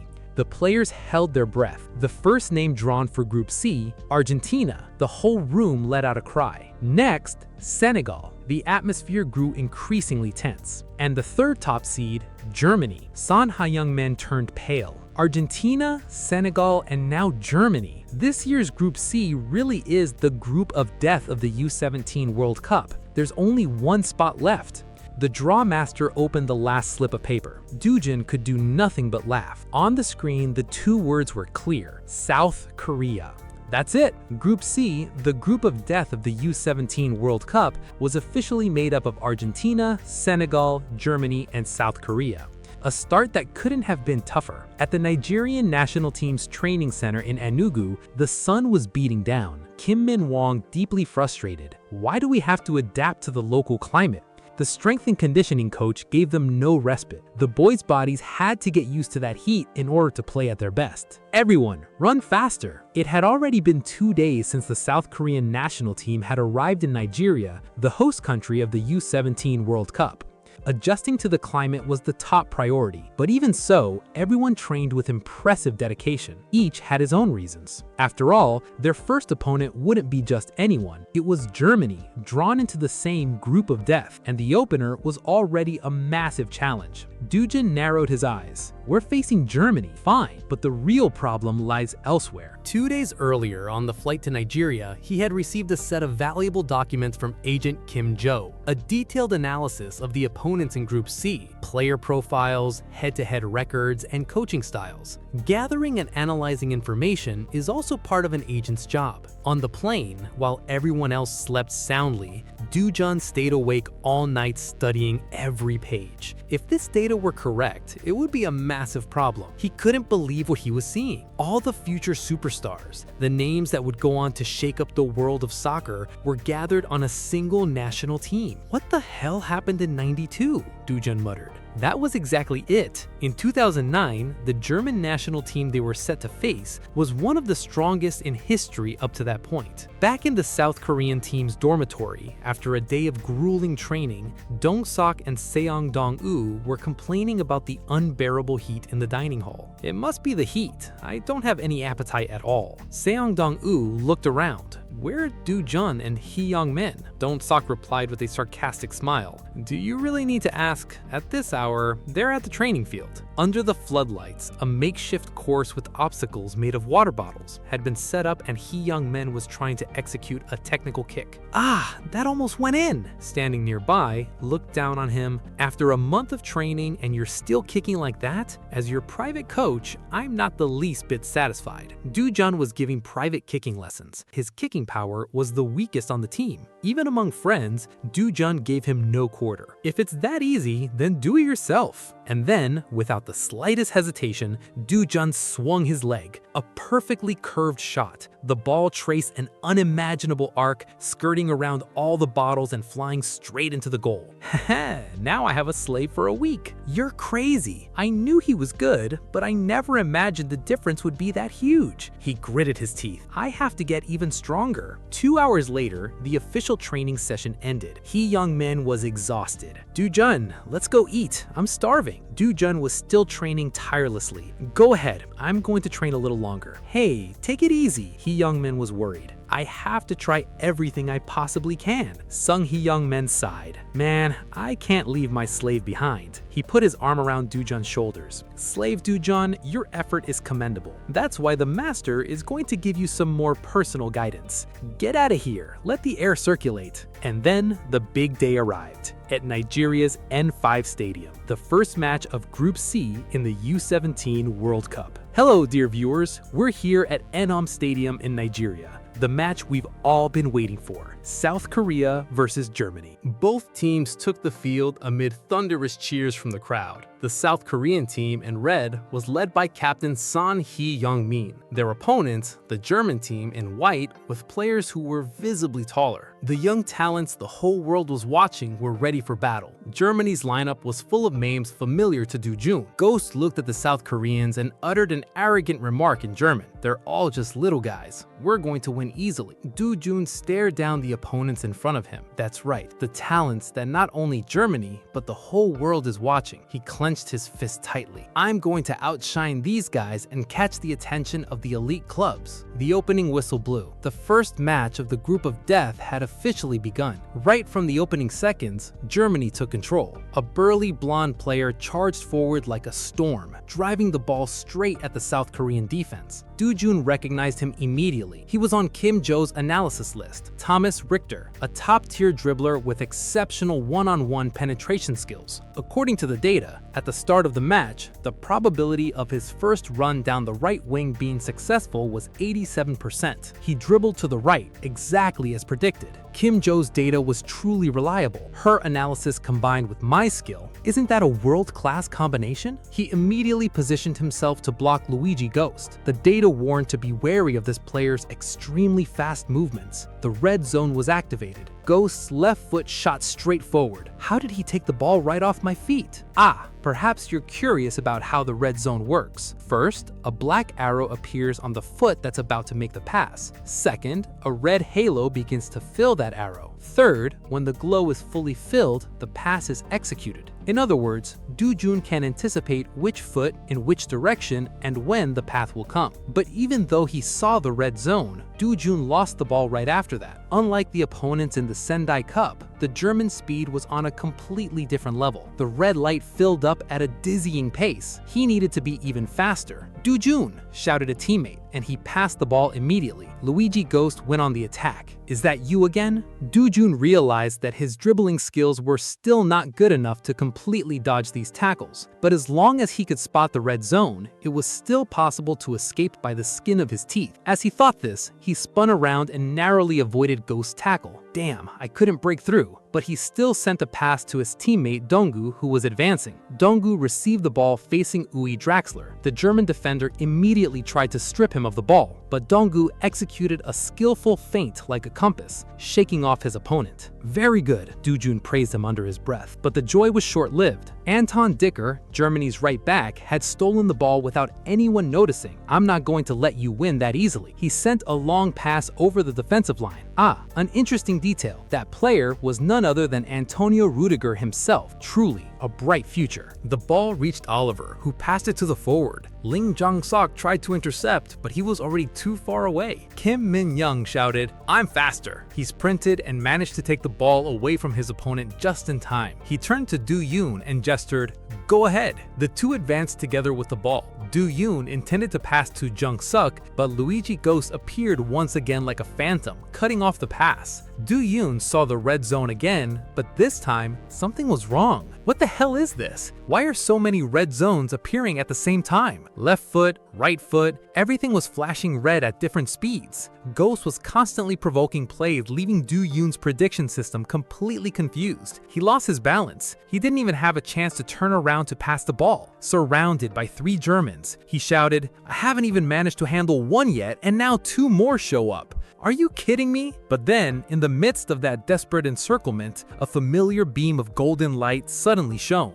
The golden zone now? Do-yoon didn't have time to see who was inside. He just focused on passing the ball toward that light. Bam! A blind pass. The Germans were stunned. A pass without even looking for open space? There's an obvious offside behind us. He had barely finished a sentence when a figure in a red jersey appeared out of nowhere like a bolt of lightning. Sun Hee-young-min is truly unbelievable. Sun Hee-young-min had made a run without the ball that perfectly broke the offside trap, exactly as the pass was launched. The ball reached his feet. He unleashed a powerful long-range shot. Boom! The German goalkeeper barely had time to react, but Bell Spear showed all his class. He leapt into the air and with his fingertips deflected the ball wide. An unbelievable save. Sun Hee-young-min shouted furiously. Do-yoon gritted his teeth. If my pass had been just a little more accurate, it would have been a goal. In the VIP stands, a man in an elegant suit watched in silence. He muttered, even with Ghost marking him closely, that kid still managed to deliver a killer pass right on cue. I didn't expect South Korea to have talent like that. He smiled enigmatically. How interesting. Maybe I'll keep an eye on that kid. Below his name was a name tag, Manakon, head of Liverpool scouting department. The referee blew the whistle to end the first half. Score 0-0.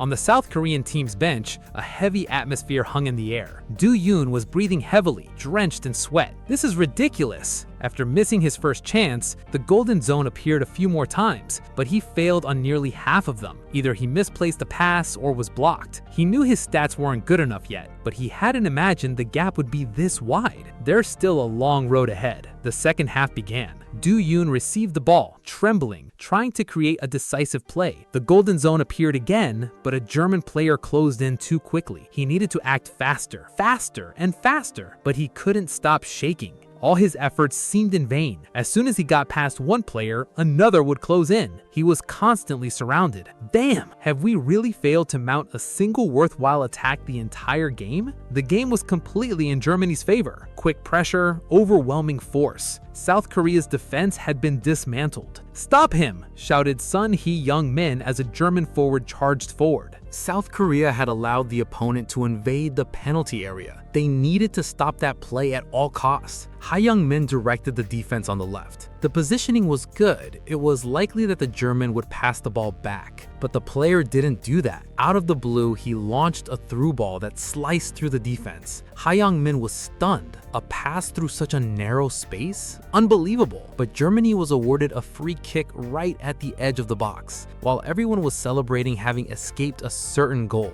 Du Jun had another thought. Would it be possible to make a pass like that without having to enter the box? Dribbling, defense, passing, everything that German player did was on a completely different level. In the VIP section, an unknown man, Dim R, head of SFC's scouting department, was dozing off with a bottle of alcohol in his hand. "What a racket," he muttered. "Has Germany scored yet?" "Not yet," replied his companion. "Germany versus South Korea, the outcome is already a foregone conclusion. Why bother paying attention? Just watch the kids and then go out for a few drinks." The other man said, "Do you know why this U17 tournament, which isn't profitable and isn't famous, still exists? Why? Because every once in a while, a guy like this shows up." He pointed toward the field. "Number 17. Dim muttered. There was nothing special about that kid in the reports, but something had caught his attention. "What kind of player is he?" Du Jun shouted, made a tackle, and ran off. Defense, B+, slightly off posture.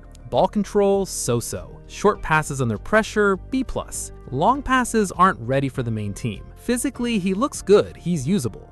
He'd only be good enough for the reserve team. Your eye for evaluating players really has gotten worse." The other man just smiled. This is just the beginning. On the field, there were only a few minutes left in stoppage time. Du Jun had penetrated the opponent's penalty area, but in front of him stood a solid German defensive wall. He wouldn't be able to dribble past them. If he shot over the top, their height would be an advantage. Damn, there's no shooting angle. What's he waiting for? He should have looked for another way to attack a long time ago. The scout concluded, in terms of split-second decision-making, that kid is only good enough for the 3rd division. Suddenly, he rubbed his eyes. What's that? Du Jun made a strange move. He used the inside of his right leg to strike the lower left side of the ball. Using the inside of his leg here? A curling shot. The ball flew on an unimaginable trajectory. It curved around all the German defenders and went straight to Son Hee-young-min's position. Son Hee-young-min was there. At the last moment, the ball reached his feet. He raised his leg and unleashed a thunderous volley. The ball flew straight into the goal. Damn! The German goalkeeper screamed, but it was already too late. The net rippled. A goal in the final seconds of stoppage time. With a magnificent shot by Son Hee-young-min, South Korea defeated Germany in a breathtaking victory before a silent crowd. Looking from above, there didn't seem to be any angle for the pass. Did that kid really see that opening in the middle of the match? His other skills may be below average, but his ability to create goals deserves an A or higher. The match ended. The Group C standings were announced. South Korea led with 3 points, while Germany finished last, a result no one could have imagined. On the bus back to the hotel, Coach Lee Dong-yoon addressed the entire team. "You all worked very hard. There will be no practice today or tomorrow. Get some good rest." But strangely, no cheers of celebration rang out. The entire bus was plunged into silence. The players were downcast, exhausted, and pensive. Du Jun looked around and sighed softly. He understood perfectly. Although we won, it was a collective victory, one born of luck and a moment of brilliance. From an individual standpoint, everyone felt like they had lost. More than half of the German players were promising talents recognized worldwide. On a high-level stage like that, each one was a formidable opponent. If they fell behind, it would all be over. over. Do-jun clenched his fists. Even though I'm angry, I have to accept it and improve. There's no other way out. I'm going to do everything I can right now. That night, in the silent hallway of the dormitory,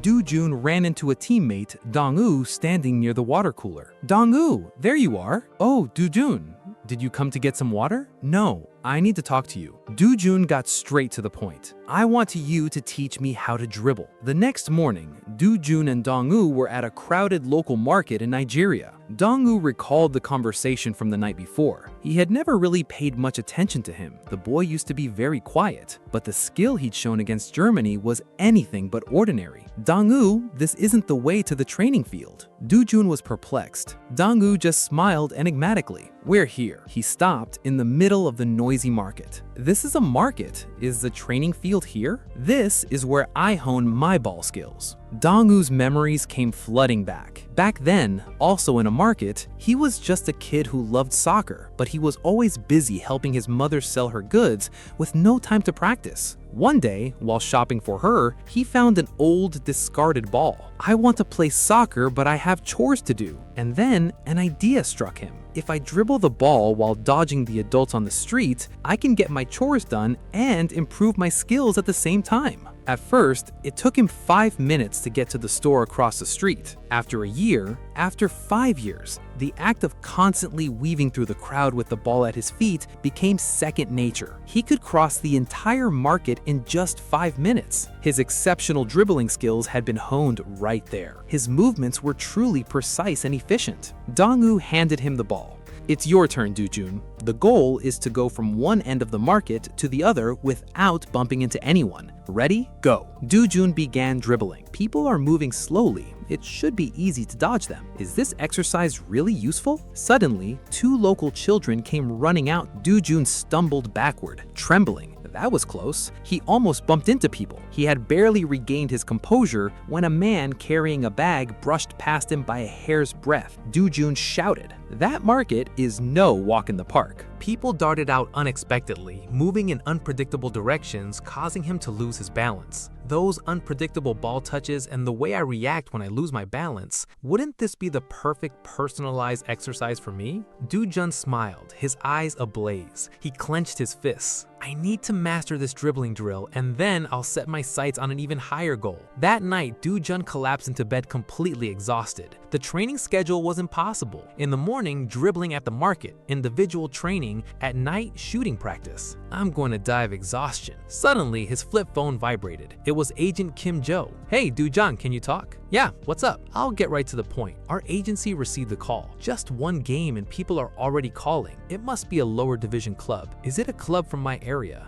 Do-jun jumped to his feet. Is it a 3rd division? No. 2nd division? Kim Jo's voice sounded full of confidence. A Premier League club, the top division. Do-jun was stunned and dropped his cell phone. Liverpool FC. On the other end of the line, Kim Jo's voice rang out firmly. That's right, the renowned Liverpool, after just one game. Isn't that moving a little too fast? Do-jun quickly picked up his phone. Have the contract terms been sent yet? It's not an official offer yet. With clubs like Liverpool, there are many steps before an official offer. Right now, they're just expressing interest. Basically, we've already chosen you, just wait. There are many cases where it doesn't go any further than that. In the end, it was false hope. Do-jun flopped onto the bed, slightly disappointed, but soon pulled himself together. I'll work even harder. Don't push yourself too hard, Kim Jo advised. If you keep up your current pace, they'll get in touch again. She hung up. Do-jun lay there staring at the ceiling. All he had to do was keep up his current pace, but when he thought about the opponents he'd faced, that alone wouldn't be enough. Sorry, he said to himself. Maybe I need to try a little harder. He jumped up and headed out into the night to continue training. And then came the day of the second Group C match, South Korea versus Senegal. After making a global splash by defeating Germany, it was time to keep up the momentum.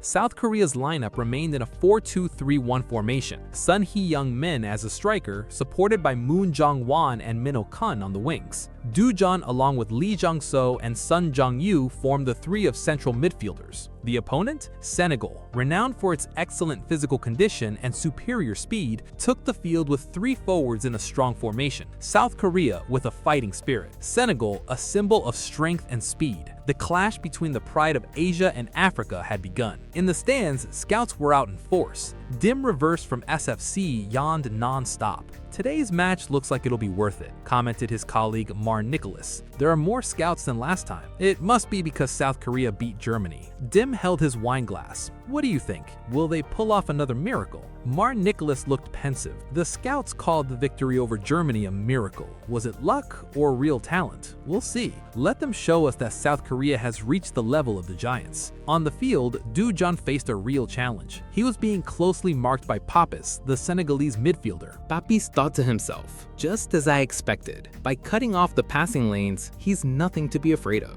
Du Jun realized immediately. They've prepared a strategy to deal with me, but they've picked the wrong target. He suddenly accelerated. Papis roared, "You think you can get away? I'll chase you for as long as it takes." The match had passed the 67-minute mark. Score 0-0. Papis was panting. Damn, doesn't this guy ever get tired?